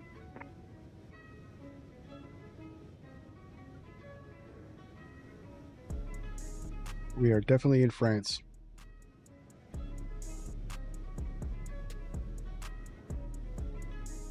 His brother mumbling? Oh, it was French. He was speaking in French. I don't know exactly what he was saying. It definitely was French.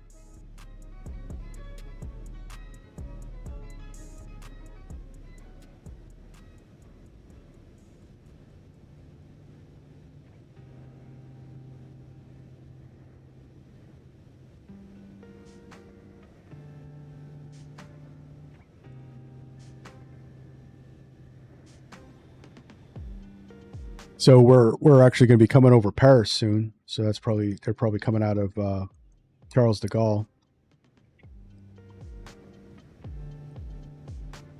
Got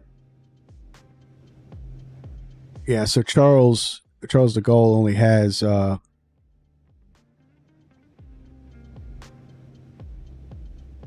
ground on, so they would be on Unicom for takeoff.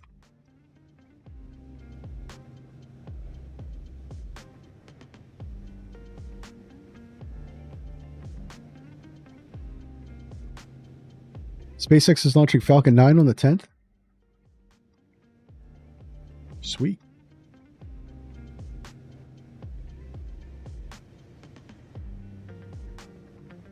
I'll unfortunately have to be working.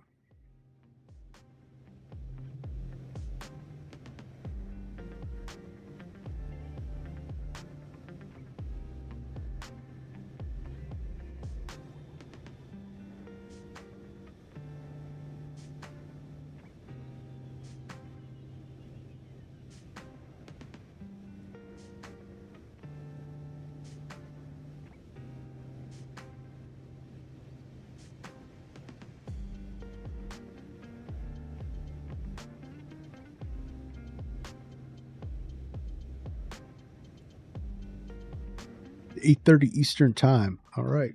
I'll actually make a note, so if I can, I'll catch it. That's good to know.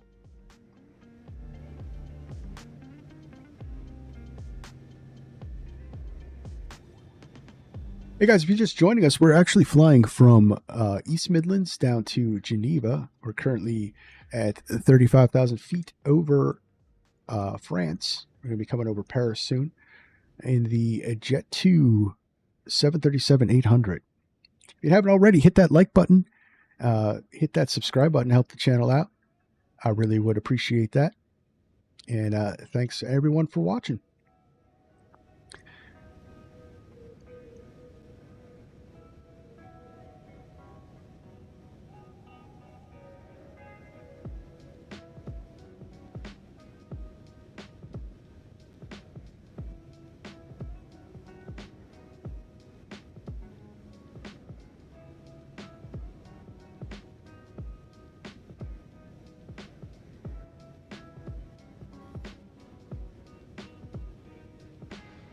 English plane in France, that's something you don't see every day. Oh, that's every day over here. We got Ryanair flies to France. Well, that's an Irish. Actually, Ryanair is Irish, but EasyJet, British Airways. Oh, they all come over here.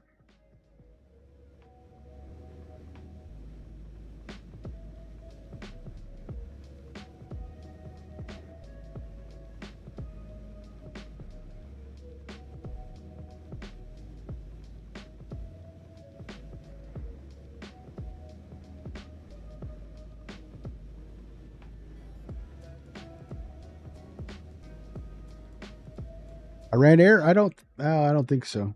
I don't think so on that one.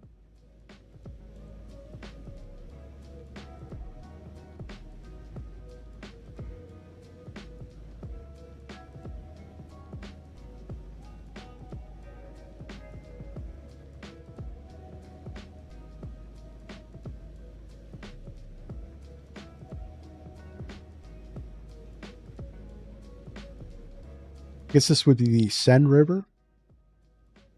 Over through here.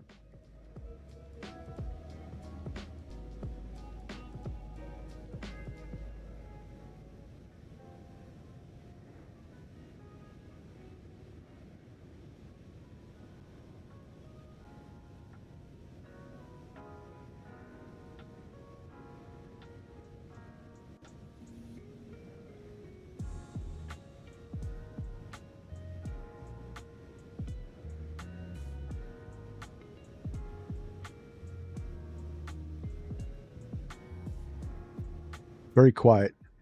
Very quiet.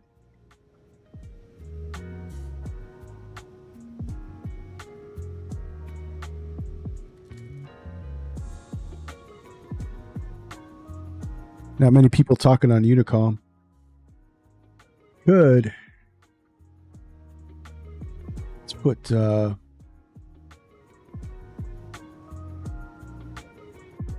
good monitor approach. That should give us some ATC chatter. What we got for 18050?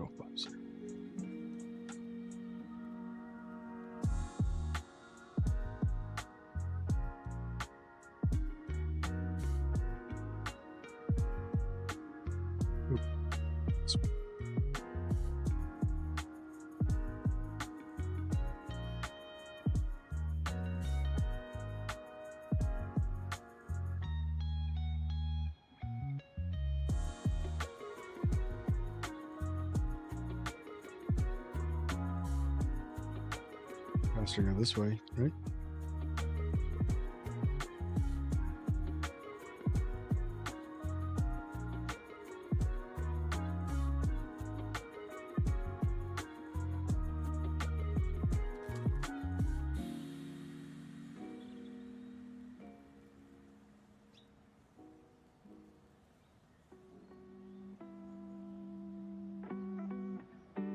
This should monitor.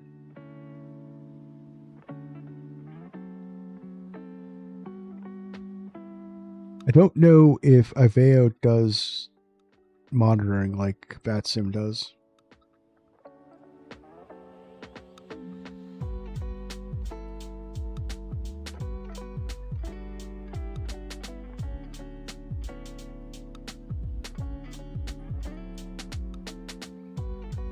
It's one thing, EasyJet France.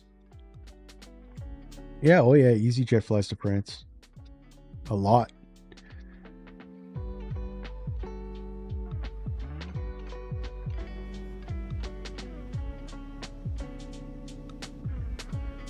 You can turn it on in the client. Okay.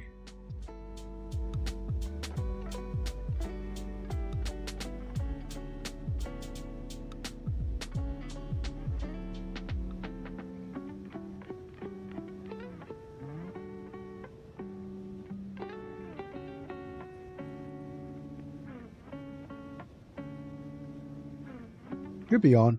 There's no planes in the approach though.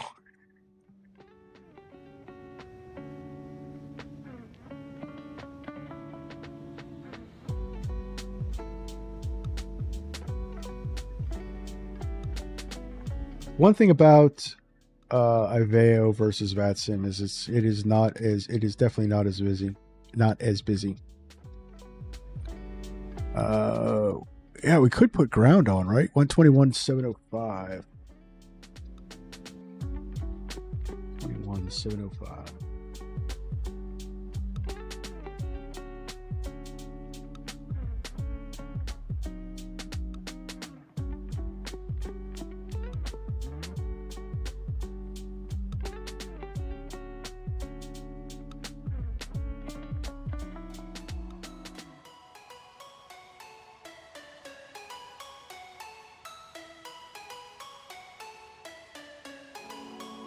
This should be Orly ground.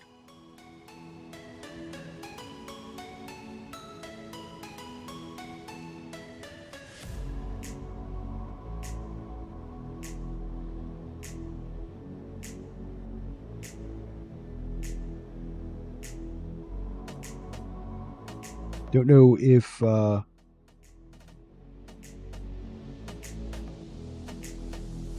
don't know if we're going to pick it up. I might not have it set up right.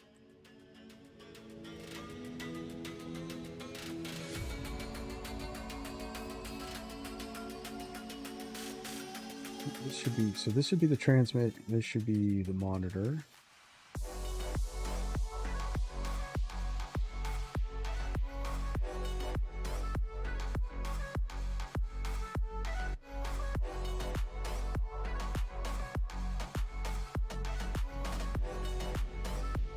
Yeah, because ground should be busy because there's a bunch of planes on the ground there.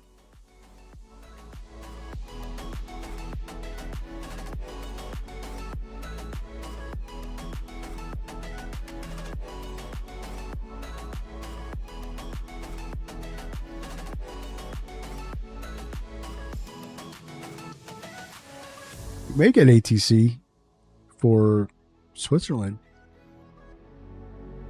Popping up all around Lyon.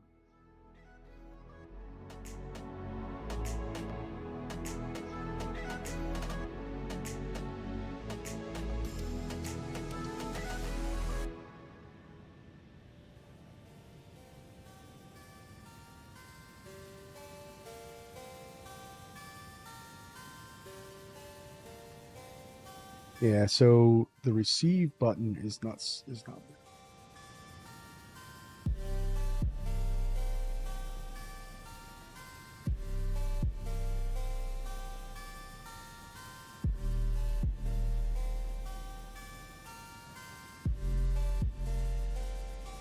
Now it's lit up.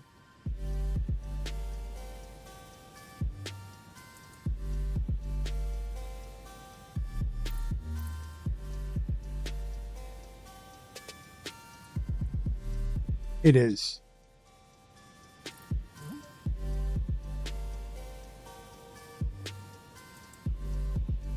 I got the receive turned on. So we're monitoring ground now, but we might be too far past it.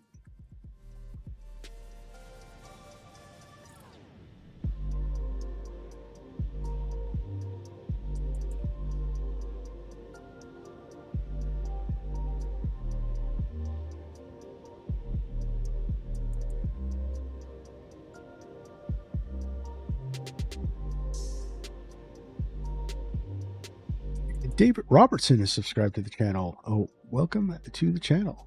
Hello, hello, hello.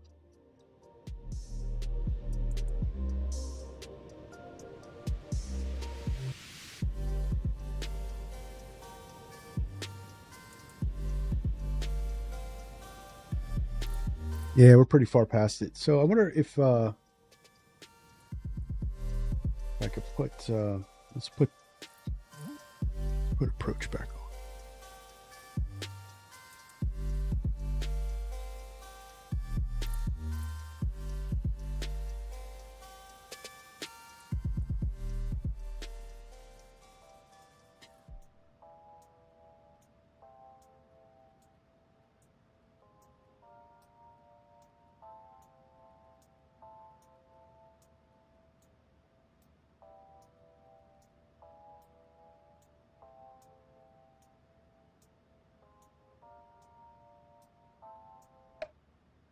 Pick something up.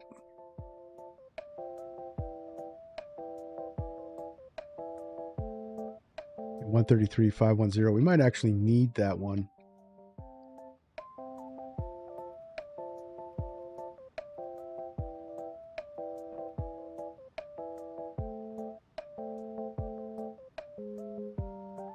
Because we'll be descending down through their approach airspace.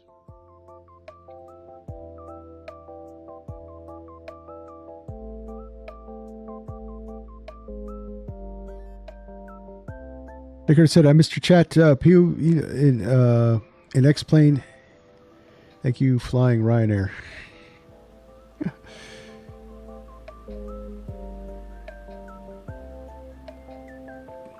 Flying Ryanair in X-Plane.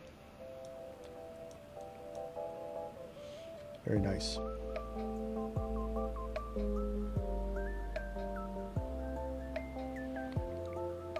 Yeah, I got sent approach on now.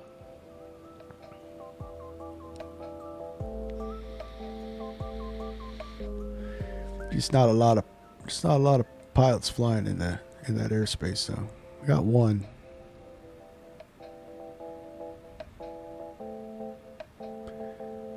But he's probably above approach altitude.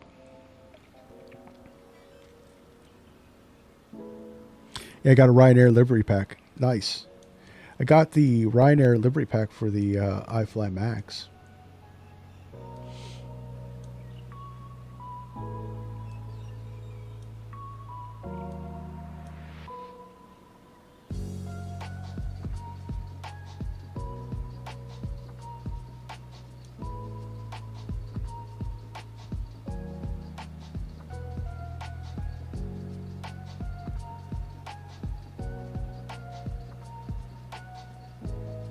Yeah, I don't know. I don't know if we're going to be... Oh, we might be flying through. We might be descending through their airspace.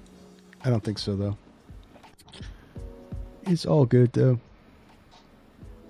There's not much going on for VAT radar either, so...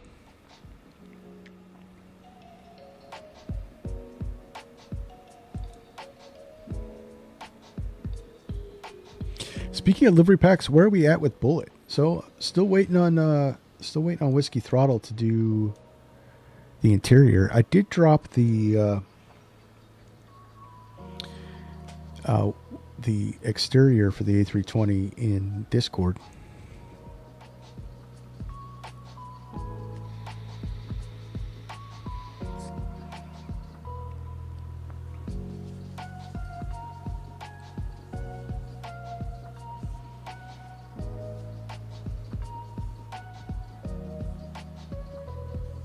It's in the livery section of the Bullet Airlines.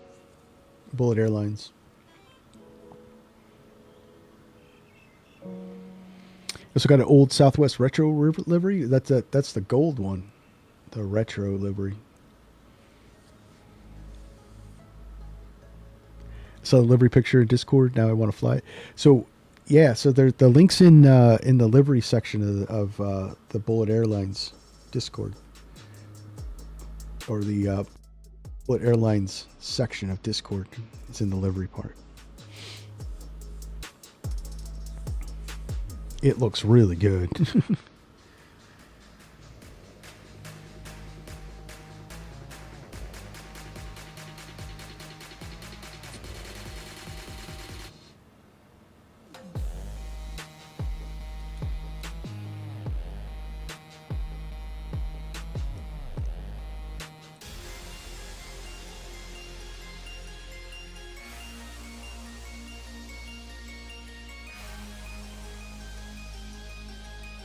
I circled the Christmas present I want in the Sears catalog. Now I want to use it. That's fun. Kaboom ripped my 7.3. Kaboom rip 7.3. I work for Ryanair. You worked for Ryanair?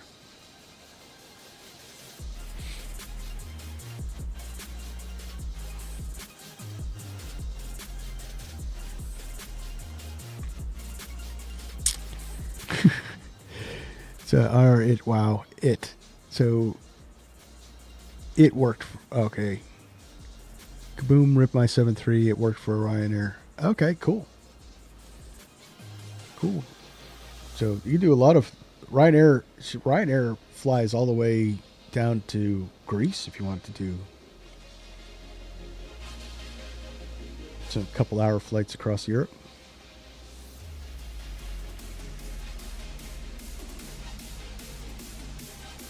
And they blew it up. Oh. That's not good.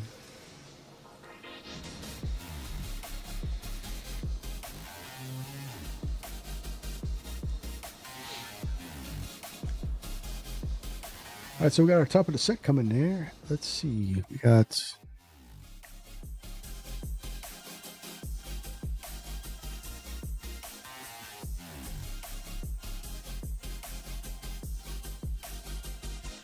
Oh, wow. Not paying attention. 57 nautical miles to our top of the descent. So we need to be looking at our descent.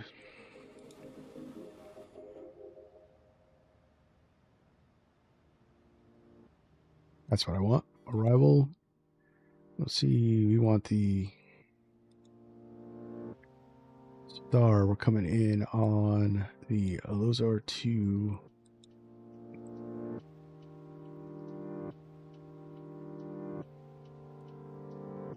All right, coming in, we're going to be going this way along the mountain ridge. So we want to be at SOVOD at above 8,000. So I'm going to set 8,000 in the MCP.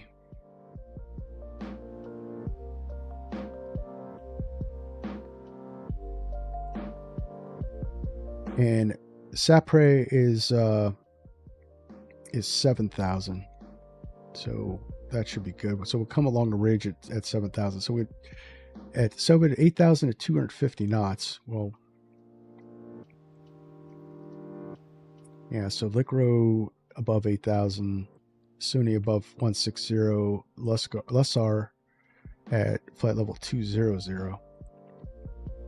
So VNAV should take us down. Should be around 8,000 when we turn out here. And I'm going to do, since there's no ATC, and it looks like there are arrivals anyway for the 22, so we're going to come in over the lake for a cooler approach.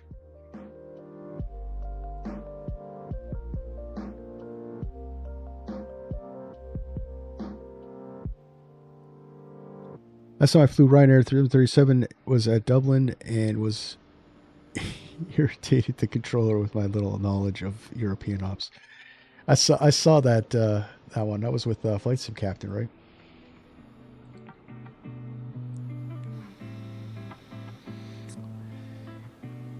You guys did the old US pushback. All right, so we got that. So then the approach, let's look at the ILS 22. So we're coming out over SAPRE at 7,000. And we'll intercept the ILS coming in. We can actually descend down to 4,000. So GG's 808 over 4,000, and then we'll intercept the ILS. So just briefly, if we have to go missed, initial climb clearance is 7,000, climbing on track 223 to GG 803, then left direct to SAP here, or SAPRE. Missed approach, the RNAV failure, inform ATC, climb straight ahead, 7,000, expect radar vectors. Climb gradient is 5.7 to 7,000 with a minimum, the missed approach climb gradient. So we don't have to worry about that. The 737 can definitely climb out at that climb gradient or more. And yeah, so there's no ATC on. What I'm going to do is we're going to come out and we're actually going to do a downwind with a climbing turn to 7,000, and we'll rejoin the ILS to make the second attempt. And we have 1,565 is in the barrel ref. So let's get that set up.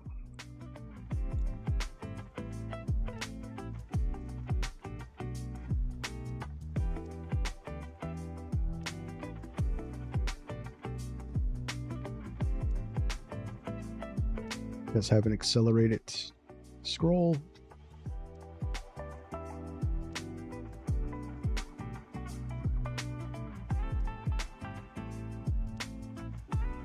I got to get my EFIS.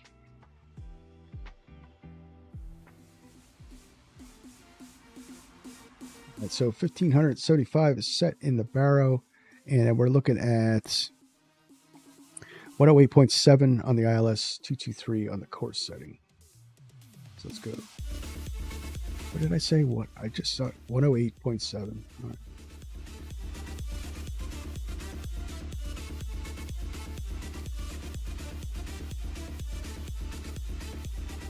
Set that both sides.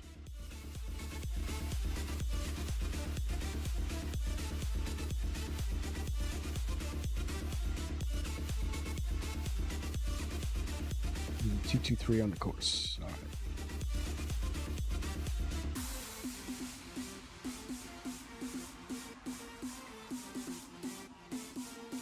Let's see. Boom rip by 7.4. It worked on the TWA, and it was flight 800. Oh, that was a doomed flight.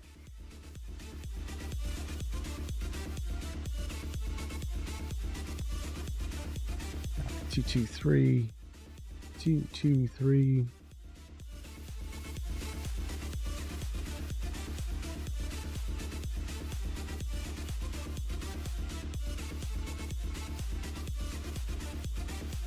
Lipper said, yeah, me and the real airline pilot were irritating the controller there. Yeah, that was actually kind of funny.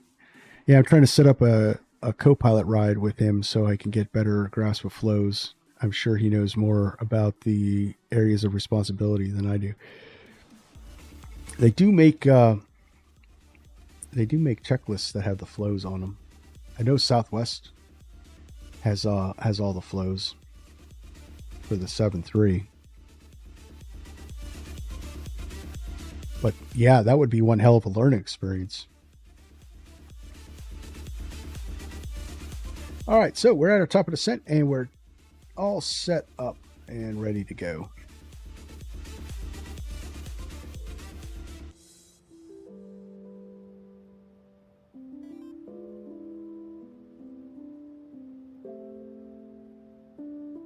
You mean reading up on Boeing responsibilities?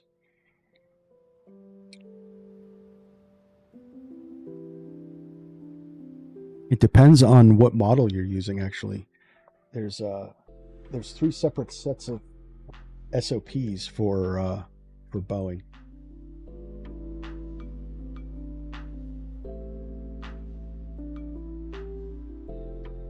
Southwest owned a 7.2. They did run the 7.2 for the longest time, actually. I think they ran the 7.2 all the way up into the early 2000s. You're more of a hands-on type of person? Yeah. Yeah, me too. I do learn faster with that.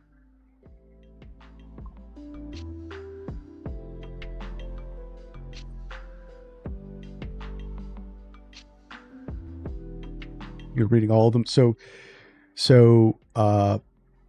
most of the U.S. carriers like Delta, etc., use SOP 1. Most of the European carriers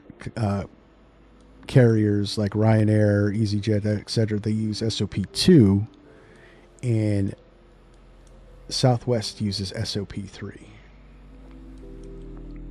And SOP 3 is similar to SOP 1, except it's reversed.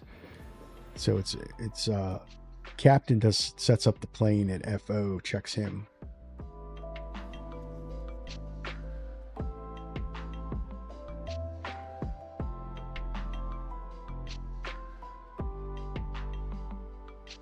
Why did tries die? Same reason. Fuel efficiency.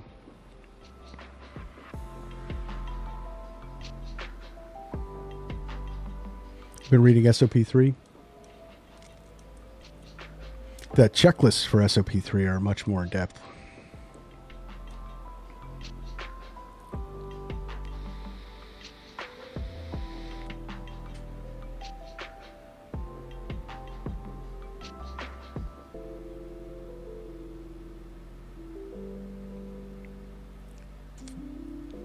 Yeah, fuel and ETOPS. Yeah, that's why it killed it. Fuel and ETOPS. ETOPS made it unnecessary to have more than 2 engines. Because prior to the mid 90s, I want to say, you actually needed more than 2 engines to go across any large body of water where you were more than an hour out from land.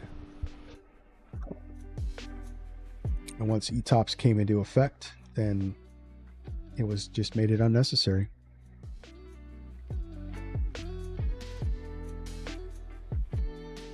And why do we have the MD-80 then? Well, because the MD-80, the engine was too loud, even with the silence kits on them.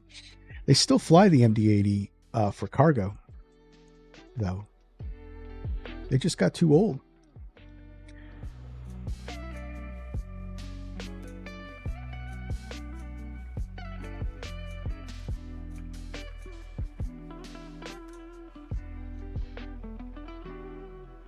Yeah, now for the captains and first officers flow for Airbus, now that is a harder one to get. And from my understanding, that's very operator specific. Hence why they got to clamp down on that. But all those older ones, like the MD-80, it was going to be too expensive to upgrade it because you'd have to put different engines on it, and the frames just got too old.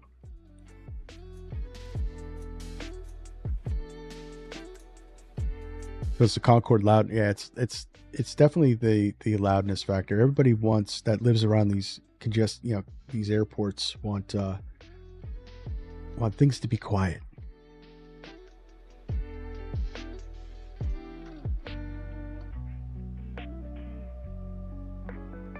I thought they were just hiding from me. No. You would think. Just you, Limp, though. No, it's very proprietary and very difficult to get a hold of.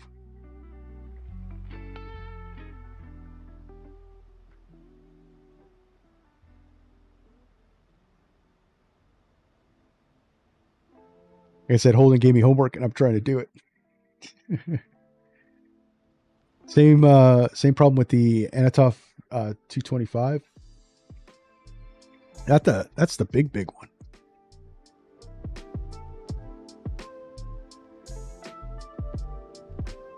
No, that one was still operating. That was a cargo plane though, right? But that got destroyed in the Ukrainian war.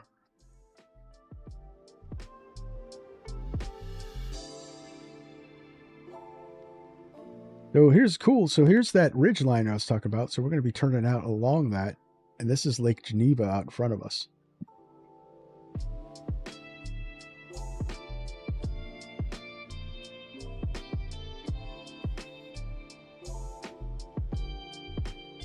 Some really awesome views in Europe.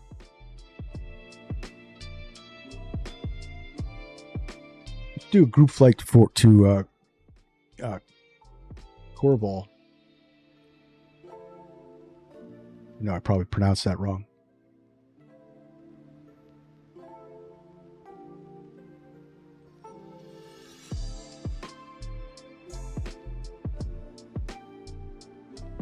It had 6 engines, so it was bound to be retired. Yeah, probably. But what that had it going for was that the amount of cargo it could carry.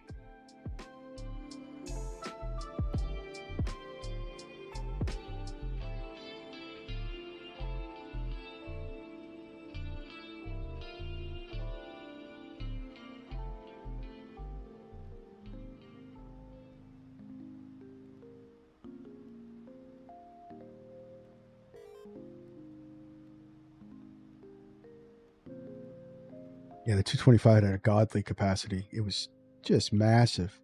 It's a shame it got destroyed.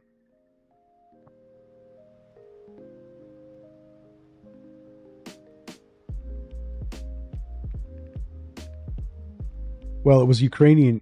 Antonov 225 actually was owned by Ukraine. It was the Russians that destroyed it.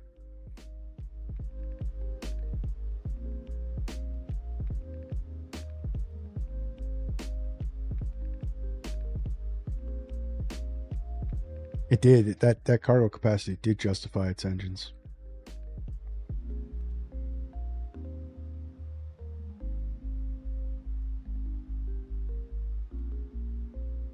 I would have liked to have seen it fly. That's definitely. I remember being knee high to a grasshopper and seeing the C5 Galaxy come in at an air show. That was a massive cargo plane too.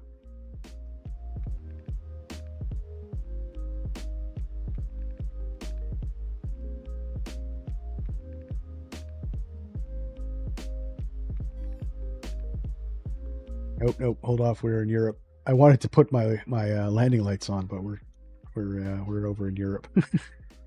In the U.S. at 18,000.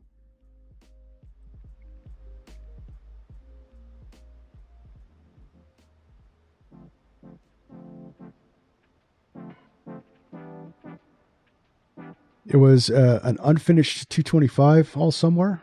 Really? In there's a Ryanair to a passenger plane. Could you imagine how many passengers could 800, 900 passengers in that probably in an Anatov?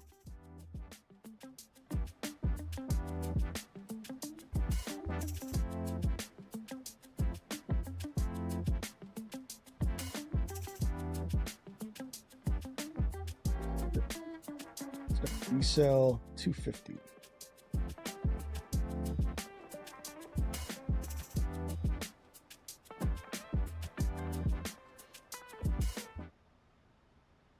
Kill the music or below 18,000. Flight recorder is up. Probably also it's pronounced Antonov. Yeah, Antonov. Yeah. Ryanair probably 1,000 plus. Yeah, they put the little seats on there. those 18-inch seats.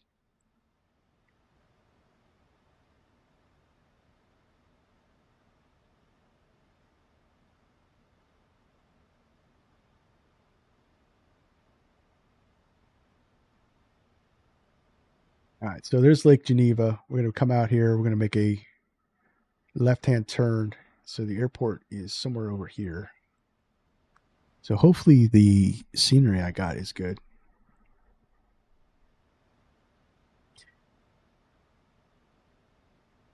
Let's say and to Nov. Okay.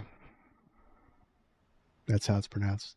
Well, I'm from Coal Region in Northeast Pennsylvania, so I got a little bit of an accent. So I probably tend to screw pronunciations up.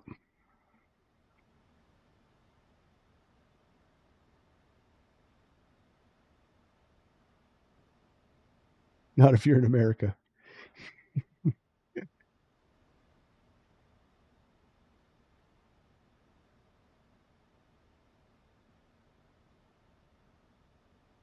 Okay, let's throw a little speed brake out. We want to decel to that 250 max. Bring it in.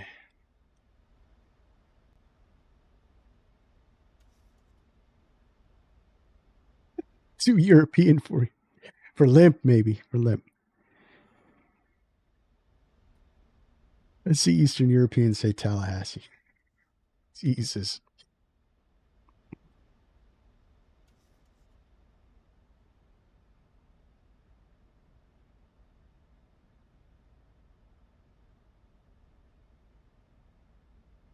You guys. All right. There we are. We reached our max speed and we're above 8,000, so that's still good. So we want to descend down. Yep.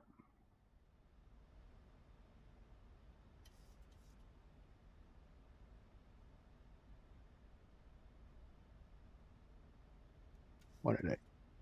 20.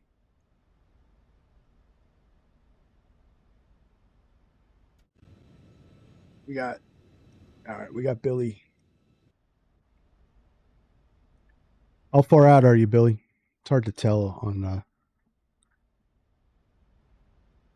the server.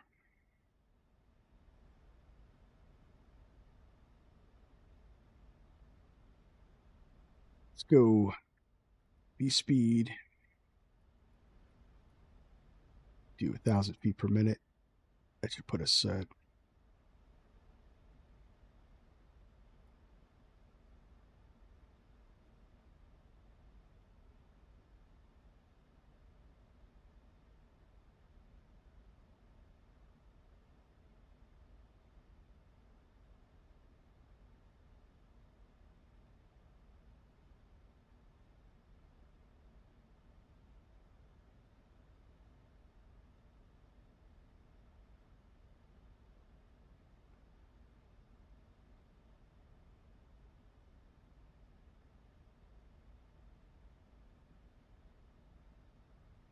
all right, we're looking good for the approach.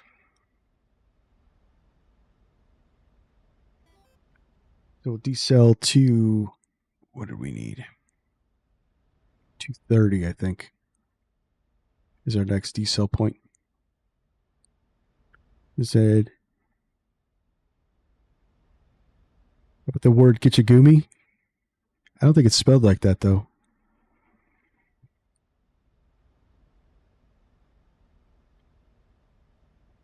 Kichigumi is the Indian name for Lake Superior, though. All right, 220 is our next decel point, so let's bring that back to 220. Still got the speed brakes out.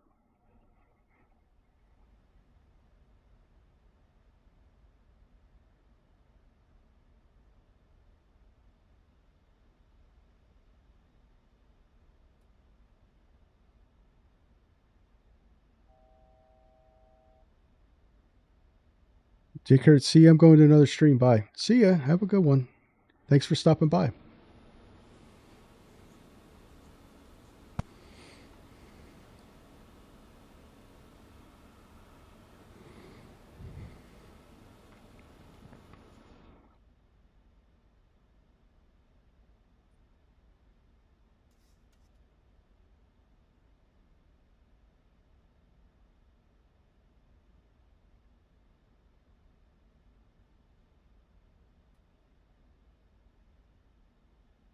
All right, so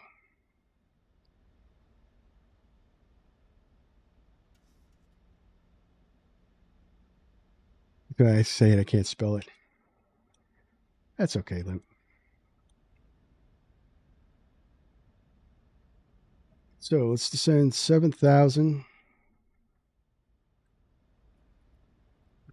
Go visor, put it thing, and then we can start actually. Let's go heading select.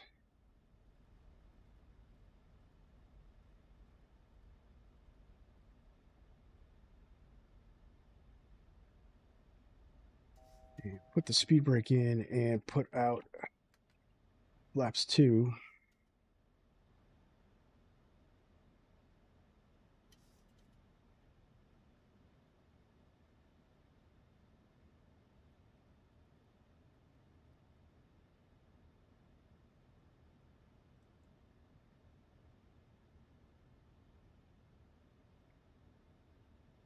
Geneva traffic, ZX 556, turning base, ILS runway 22, Geneva.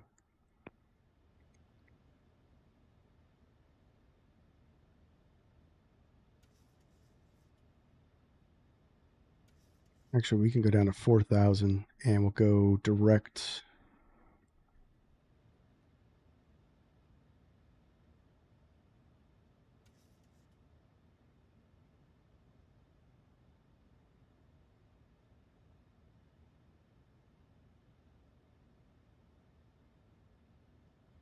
Pedal.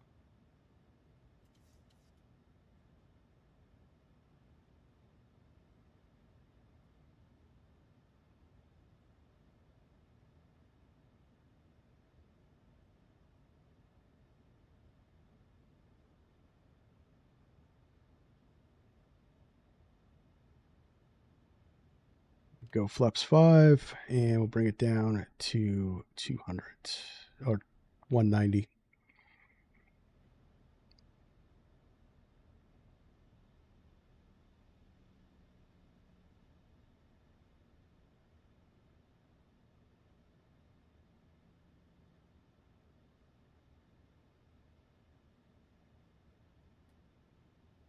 I said over the lake is much nicer. I knew it would be.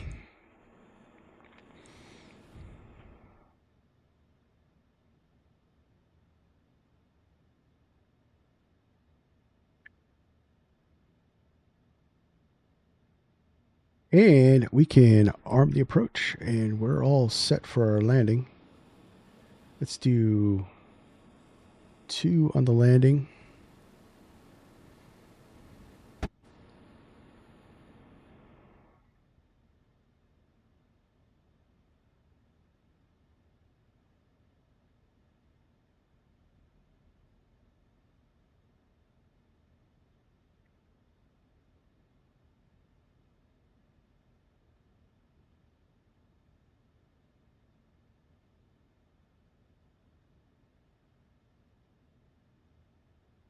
Let's go. All right, so there's a capture. So actually, we're riding right underneath it. So the airport's right at the end of the lake here.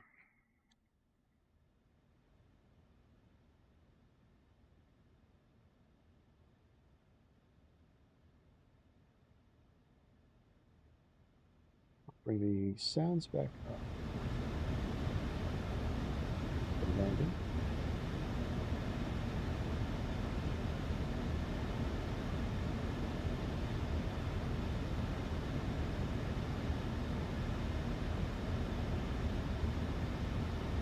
Oh, wait, we blew right through that. Why did we blow right through that?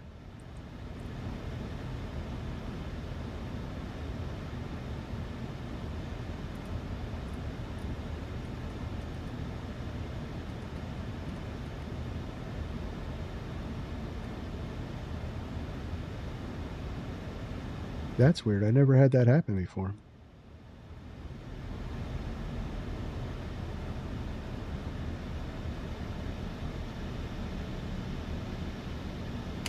So flaps 10, we'll drop the gear, flaps 15.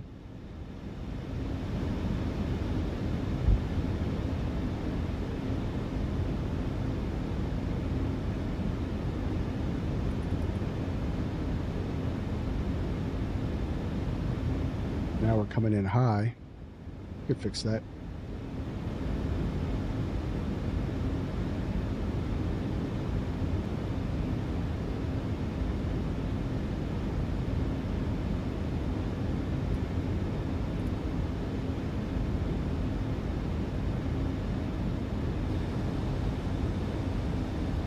I'm sure that was definitely user error on that fact.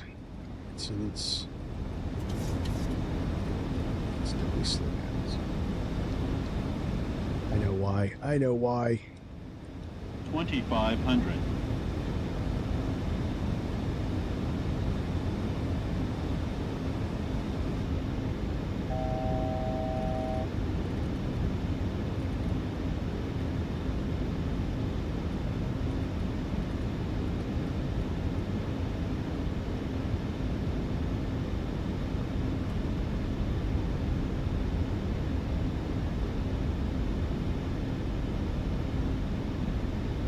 There we go.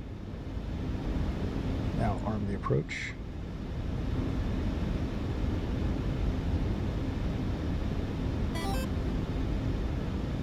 Billy is right behind you.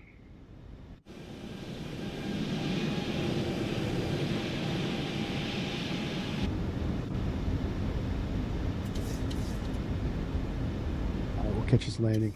All right, we throw that in. Let's arm. Speed brake, and why is that considered alpha floor?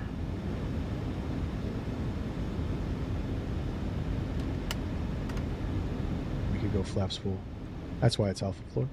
Get all discombobulated here. All right, and we're good now.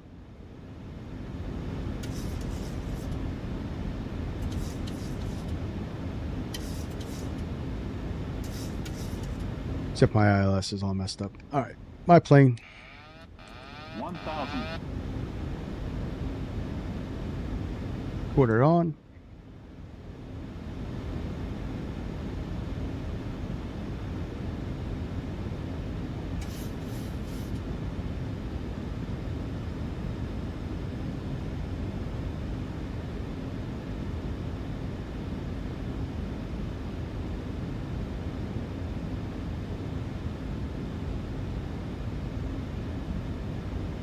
When in doubt, hand fly the approach. All right, we're a little low, but we're visual, so good.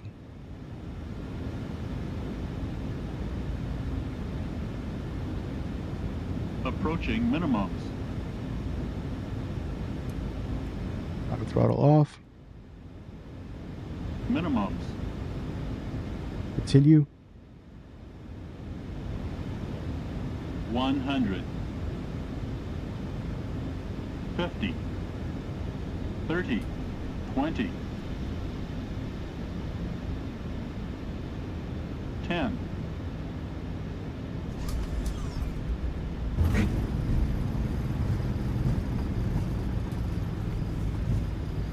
Floaters up versus decel.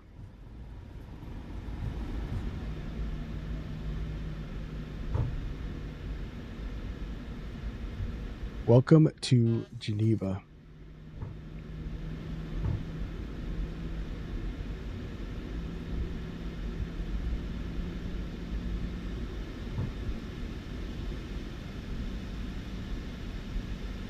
Oh yeah, this is a nice scenery.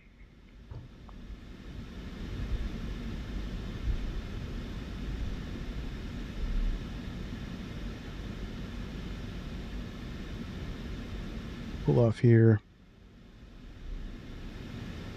Geneva, Genix 556, clear the runway.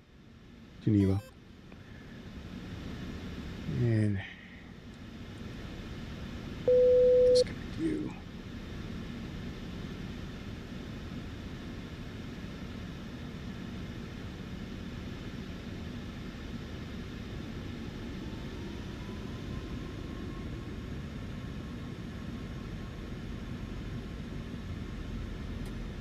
Come on. Go forward just a little bit.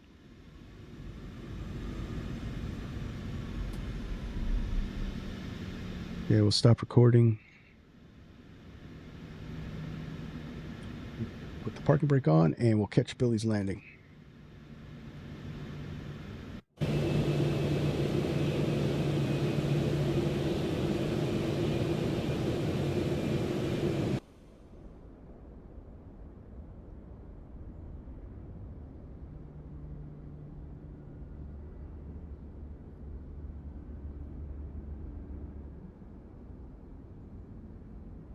I like that approach over the lake.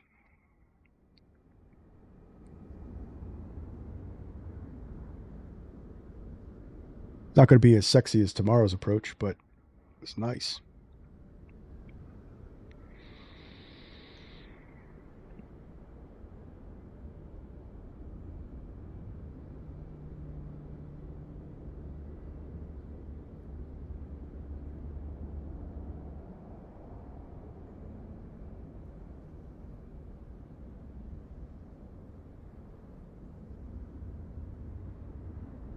Hey, he wasn't too far behind.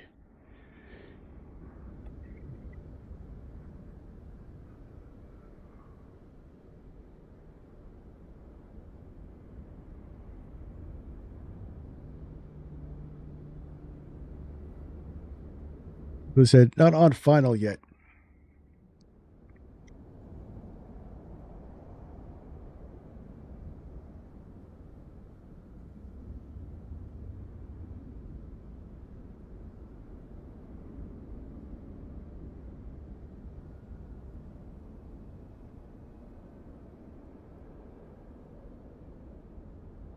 Yeah, ITC. There's another airplane. I didn't want to mess with him.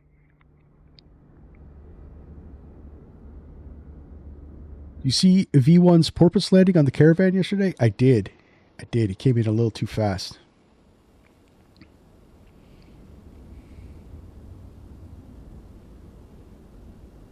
You really have to kind of, especially in Microsoft Flight Simulator, the way it models water landings, you gotta nail the speed. His second attempt at it was good.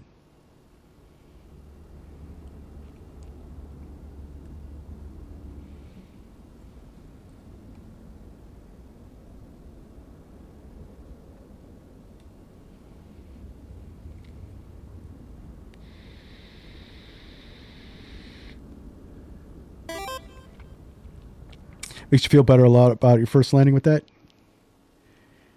Yeah, we all do it.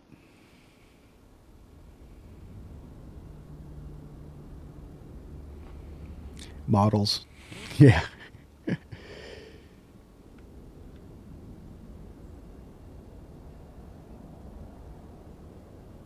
If you want to even call it that they modeled it right.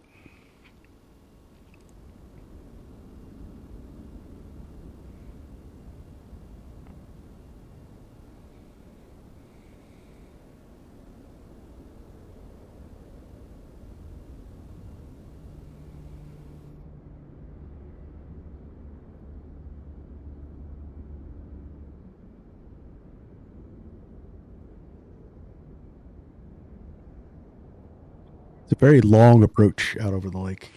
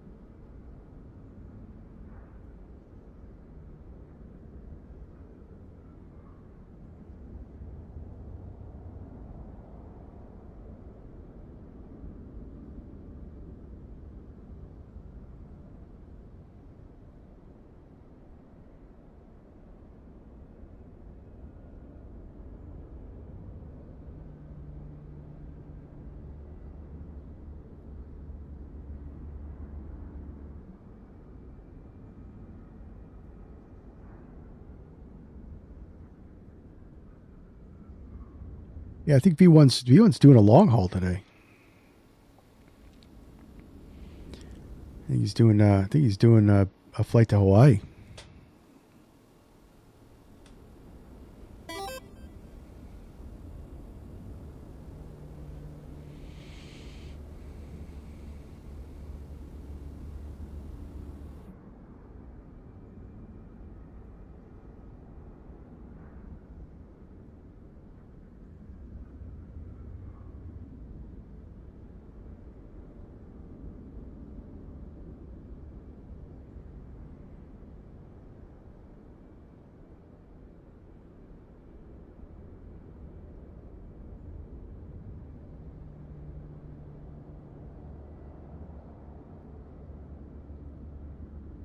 That looks like short final to me.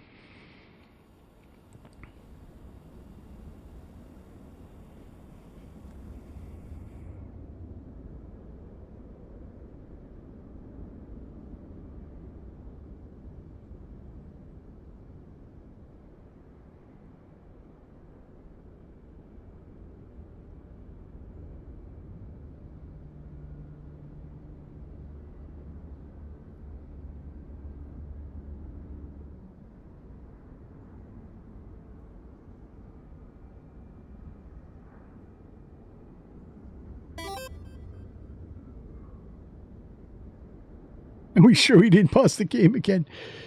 Nah, I think we're good. Nah, I think we're good.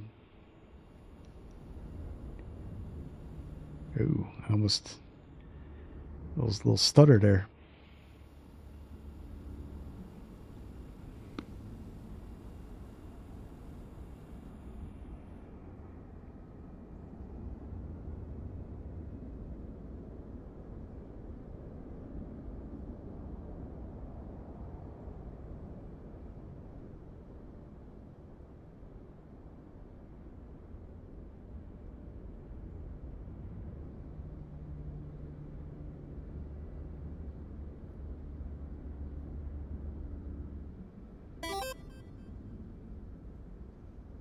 Got my eye on that guy.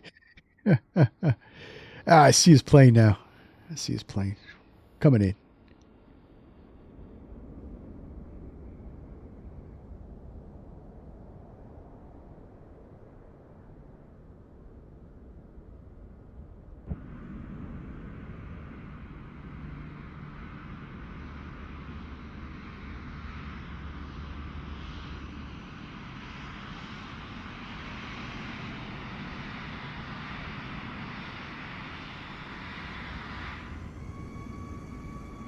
Nice.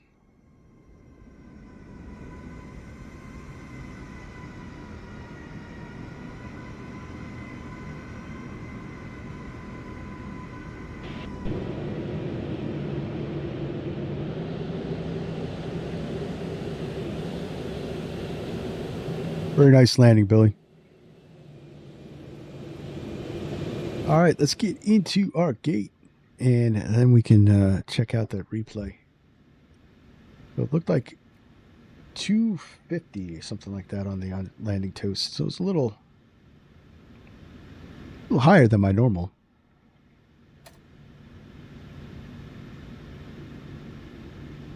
But I actually want to take a look at this airport. This looks really cool.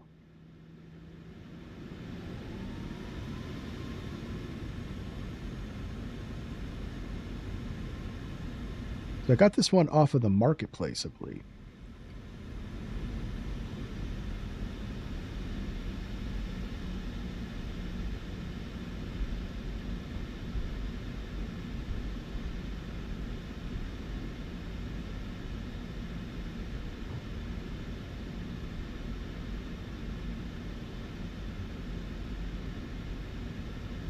Yeah, we'll go straight in.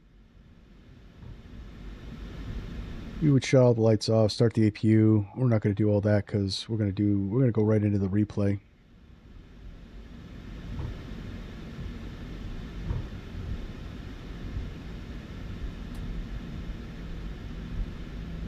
This looks like a heavy gate.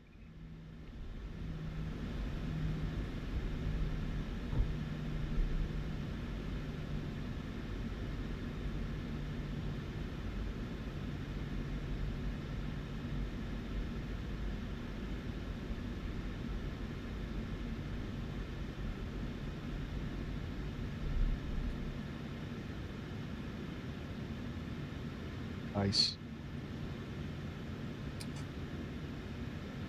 But I do want to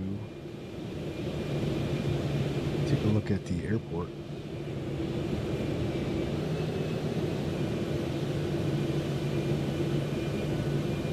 That's not bad. Not bad on the lineup. A little bit of a frame hog once we get inside, though.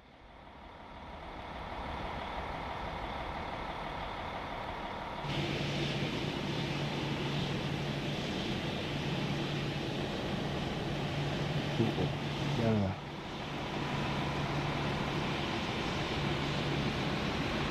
Departures here. We got, let's see, flights, Air France, got EasyJet.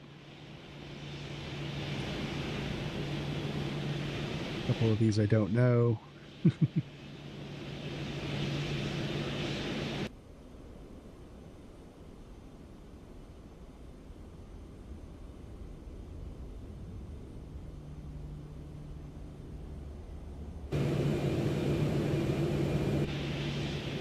My frames are tanking in here. All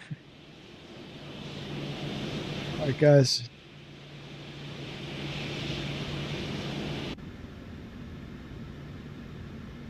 Let us check out that replay.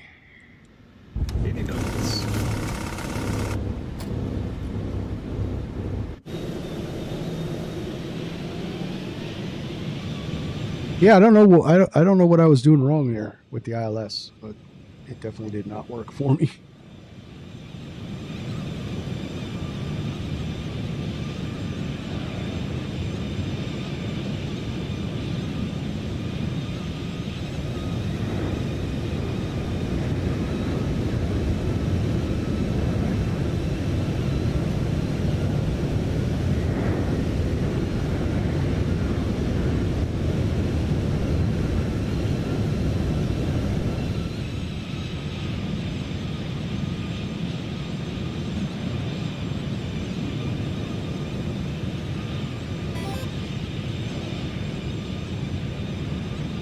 That's cool.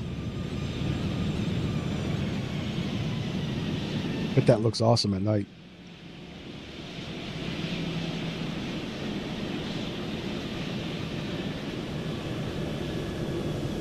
Yeah, we kind of smashed her in there. That was a little bit of a stiff landing. I know what you were doing wrong. You need a first officer. I do, Limp. Where were you?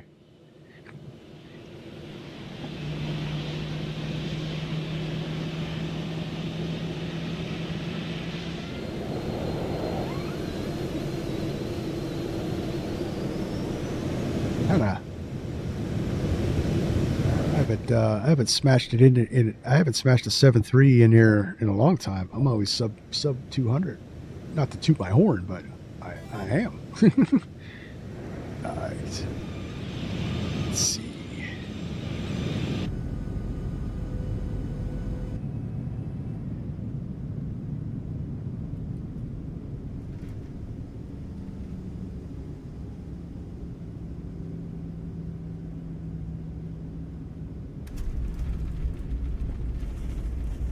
I don't know. Maybe that wasn't so bad.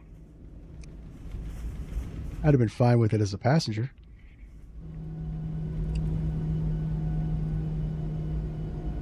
Reverse don't work in replay.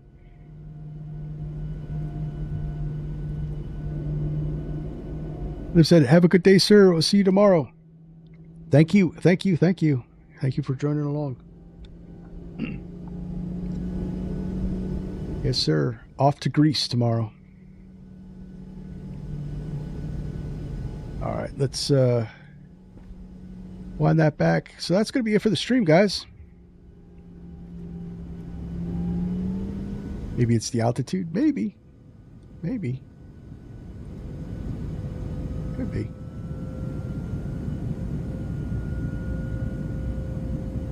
Okay, guys. So let's see here. Wind it all the way back. Coming out over the lake. All right, guys. Hey, thanks for joining me for this flight. It was a lot of fun. We had a lot of new faces in here. Jake Kurt and